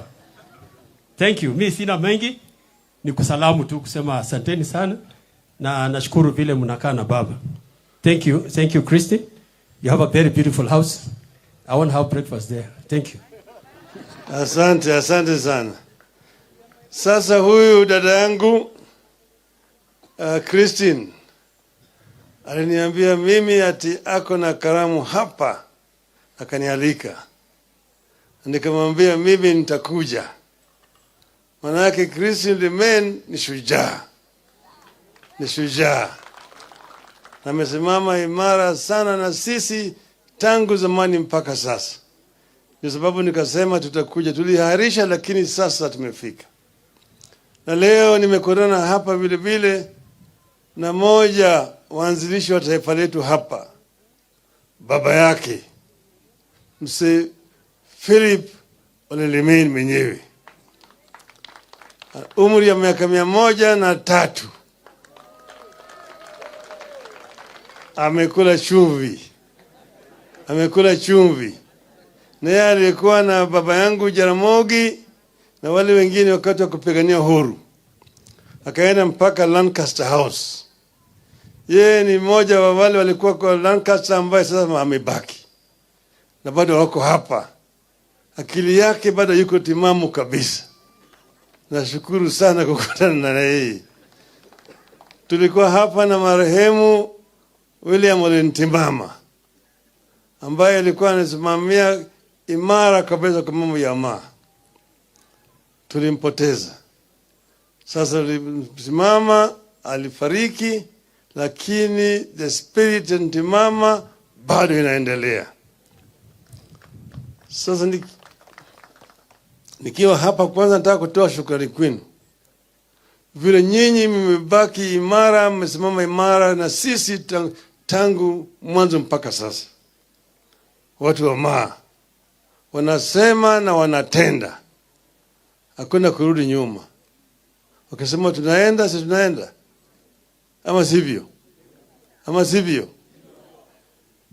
Sasa tukiwa hapa Narok, swala nyeti kila mara hapa ni mambo mawili.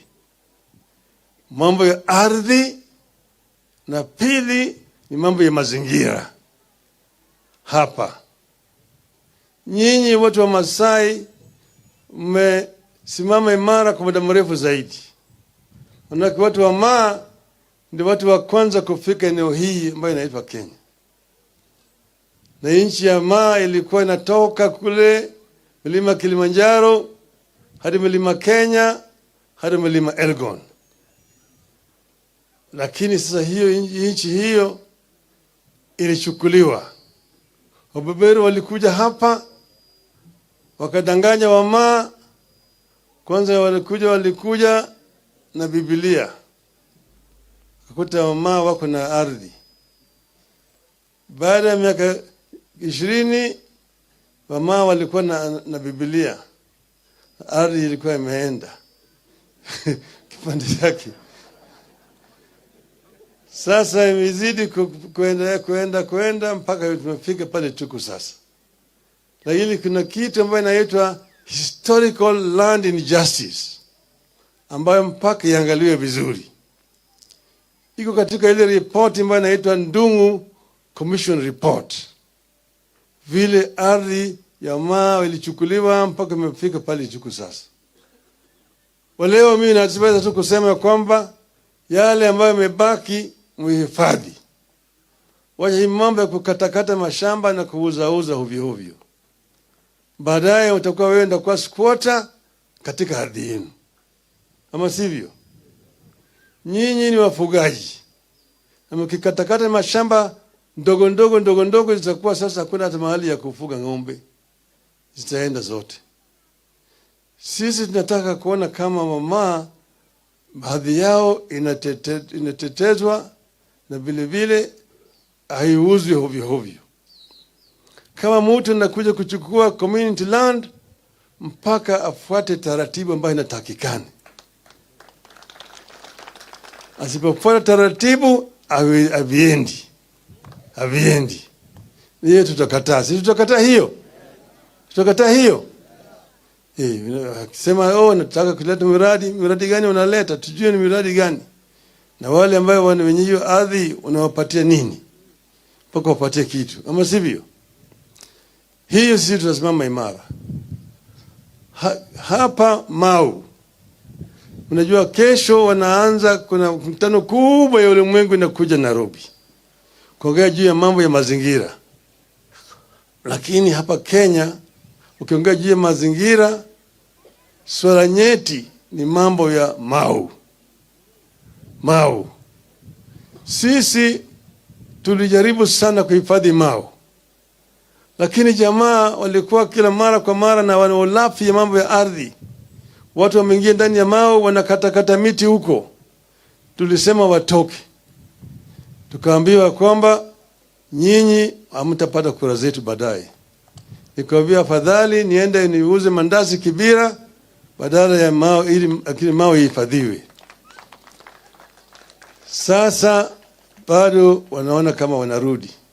Juzi wamesema sasa wamekubalia watu kukata miti. Wanasema ni miti ile ambayo imepandwa. Lakini hapana, watu tayari wameingia huko ndani ya Mau. Mimi kila mara kwa mara napita pale na hii ndege ya helikopta. Hata leo nimepita huko. Najua pale watu wameingia huko ndani. Unasema unataka kuhifadhi mazingira na mawe inaenda. Mazingira gani unataka kuhifadhi? Hakuna. Hawa ni wanafiki. Hapa ili magavana waende wapige magoti chini ndio hati pesa ikuje. Sasa unaona kwa mfano mambo hii ya mbolea ni kazi ya kilimo na imegatuliwa. Sasa mbolea inatoka Nairobi, wao ndio wanakuja kugawanya hapa. Kwa sababu gani? Na mbolea hii ambayo wamekuja kugawanya wamepewa bure na serikali ya Urusi. Wameongeza michanga ndani yake, alafu wanakuja ndanganya nyinyi ati sasa wamerudisha bei chini. Ati bei ilikuwa ni 7,000, sasa ni 2,500. Hiyo 500 naenda wapi na mbolea ulipewa bure na serikali ya Urusi? Umesikia hiyo maneno? Upande ile nyingine hii hata mambo ya ajira hii ya ufanyikazi ya kupanda matibabu, community health workers. Nataka ati wao ndio wanataka kuajiri hao watu. Na mambo ya matibabu imegatuliwa. Hawa manases wanatakana au community health workers waajiriwe na serikali ya county, si serikali ya juu. Ingine utaambiwa ya kwamba wanakuja kuleta ati industrial park. Hiyo industrial park hiyo ni kazi ya serikali ya county. Unasema ati serikali ya county itoe 250 na wao watoe 250. Hiyo ya 250 mbona haijapewa county hapa chini? Wanabakisha kule Nairobi. Kuna mambo mengi unaweza kusema. Hawa watu hawataki kuona kama ugatuzi inafanya kazi sawa sawa. Mambo ya ununuzi wa dawa kule Nairobi. Wizara ya matibabu wamebakisha pesa, manake wanataka wao ndio wananunua dawa alafu wanatumia serikali ya chini hapa.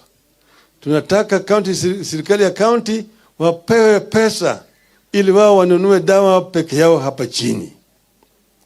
Upande ya barabara vile vile inatakikana mabarabara hizi za ndani hizi ya county ipewe pesa itengeneze hizo mabarabara. Mambo ya kura na kera isahauliwe. Mimi nilikuwa waziri wa barabara na ujenzi. Mimi ndo nilileta kura na kera na kenha. Lakini wakati ile ilikuwa ni wakati ya serikali ya Nairobi. Sasa kama tuko na serikali ya county, kura na kera ivunjwe. Alafu hiyo pesa ya mabarabara hizi ndani ya county yote ikuje chini hapa kwa serikali ya county. Sivyo? Sasa huyu gavana wa hapa Narok, naonekana yeye bado wanalala sana. Aliwekwa pale na bwana Chebukati, yeye hakushinda kura. Si hakushinda kura, sikenda anashinda yeye. Alafu yeye anaongea na juu yangu kama mimi ni milika yake. Shenzi sana. Sasa ni mtu mjinga. Anaongea juu ya ODM, ati watu waache toke ODM, waende sijui wapi. Yeye alijua ODM iliundwa wakati gani? Alikuwa wapi yeye? Alikuwa wapi yeye? Yeye kwanza ameingia kama mwizi katika kama governor. Na kama anasema hiyo atoke, turudi naye kwa debe tuone kama ataweza kushinda. Anaweza kushinda yeye? Huyu bwana Luntutu. Sasa sisi kama wanaazimio tumesema sisi si wazimu. Tunajua yale ambayo yalifanyika. Mliona kule Gabon walifanya mapinduzi juzi. Walifanya uchaguzi. Wakatangaza bwana Bongo rafiki yangu ndiye alishinda. Lakini jeshi lilipopindua likaenda kafungua sava. Mpata ya kwamba Bongo walipata tu kura 18%. Na yule mpinzani wake akapata 77. Tunaona hiyo? Tunaona hiyo mambo ya sava? Kwa sababu tunasema tunataka sava ifunguliwe. Mnakubali sava ifunguliwe? Mnakubali sava ifunguliwe? Hapo nasema ifunguliwe, nione mkono hapa. Sifunguliwe. Hata sheria inasema kwamba kabla uchaguzi ingine jaandaliwa, inatakana sawa ikaguliwe, uchaguzi ikaguliwe sawa sawa, ndio wananchi waridhiki ya kwamba matokeo ni kama vile walikuwa wamepiga kura. Sasa mimi nataka nyinyi msimame imara, bado mbaki msimame imara. Sisi tuko na mpango kamili ya kubadilisha mambo mengi zaidi. Hao watu walizuia ushindi zetu, lakini sisi tunataka kuona kama wananchi wanazidi na maisha yao sawa sawa, upande ya kilimo, upande ya ufugaji na kadhalika, uchumi inaendelea. Yale ambayo sisi tunafanya ili tuweze kuboresha hali ya maisha ya watu wetu. Kuna wale wabunge mbali nyinyi mlichagua, lakini wamenunuliwa. Kule kimekuwa kama ni mnada. Wajumbe wananunuliwa kama yule mtu ambaye ananunua ng'ombe kule kwa mnada. Wanaenda pande. Ndio sababu tunarudi kwa wananchi. Ati wananchi ndio hawezi kununuliwa kwa njia hovyo hovyo. Lakini bunge wamechukua. Sasa hata mahakama vile vile namna hiyo. Nuna juzi anasema mtu ambaye ako hapa kama Mkenya ati wewe unachagua matatu. Uhame Kenya, niweke wewe jela au uende mbinguni. Sasa hiyo ni mtu gani? Yeye mtu ni rais kweli? Wewe ni rais? Wewe sasa kama mtu kama mimi nihame Kenya niende wapi? Yeye anasema akuweke wewe jela. Kupeleka mtu jela kwanza mpaka uchunguzi ifanyike, apatikane ana hatia, ipeleke mahakamani, mahakama iridhike kwamba jamaa kumbe ana hatia, ana makosa, ndio mahakama yaamue kupeleka wewe jela, ama sivyo? Sasa mtu anasema mimi nitakuweka wewe jela. Alafu anasema usipoweka wewe jela nitakupeleka mbinguni. Sasa wewe ndiye Mungu ambaye atapeleka watu mbinguni. Simuona Kenya imeharibika. Si Kenya si imeharibika. Watu kama hawa nataka waendelee kutawala Kenya. Nataka watu kama hawa. Sisi hatutaki kurudisha Kenya kule tulitoka. Nataka Kenya ambayo inatawaliwa kwa njia ya kidemokrasia, serikali yenyewe inafuata sheria. Kama mtu amefanya makosa, anashtakiwa, alafu yeye vilevile anajitetea, kisha kipatikana na makosa, anapewa hukumu na mahakama. Kama hakuna makosa, yeye anawachwa. Sio ni kitu tunataka. Hatutaki Kenya ambayo inatawaliwa na majangili. Hawa jamaa wanaonekana ni majangili. Na sisi kama wanaazimio hatutaki utawala ya majangili. Tunataka azimio iendelee. Tunataka maazimio iendelee. Tuendelee sisi tuendelee. Juzi watu vijana wetu waliuawa wengi wakifanya maandamano. Na maandamano imekubalika kisheria katika katiba yetu, fungu ya 37 inasema Wakenya wanaweza kufanya maandamano ya amani. Lakini sasa wanatuma polisi na risasi, wanapiga watu na wanaua. Je, hiyo ni ungwana? Hiyo ni ungwana? Alafu jamaa nasibu polisi kufanya kazi mzuri. Kazi ya kuua watu ni kazi mzuri. Watu wanapiga risasi ni kama suara. Je, hiyo ni ungwana? Haya yote ni vitu ambavyo sisi zote tumepinga kabisa. Lakini kama vile jamaa wamesema, wanaazimia zote tuko pamoja na nyinyi. Na mimi nataka kuleta salamu ya seneta wenu, Mheshimiwa Ledama Olekina. Niliongea naye kwa simu. Yeye alikuwa kule Amerikani. Alikuwa anajua wakati ile kule Bomas alipigwa vibaya sana. Yeye bado inakuwa inauma yeye, alienda matibabu kule Amerikani. Lakini atarudi kesho, atakuwa hapa kwenu. Akasema nilete salamu zake. Mmepokea? Mmepokea? Mnapokea? Azimio. Azimio. Azimio. Inawezekana. Azimio. Azimio. Azimio. Asanteni sana.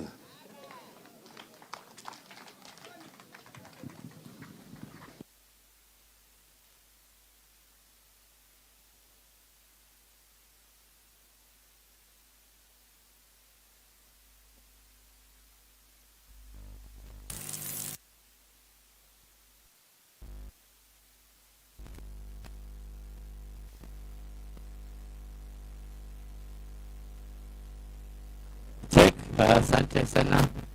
Basi tutasimama polepole tupeane nafasi Mheshimiwa Raila Odinga anapotoka. Tupatie mziki tafadhali DJ. Lakini kabla tutaomba. Asante. Asante.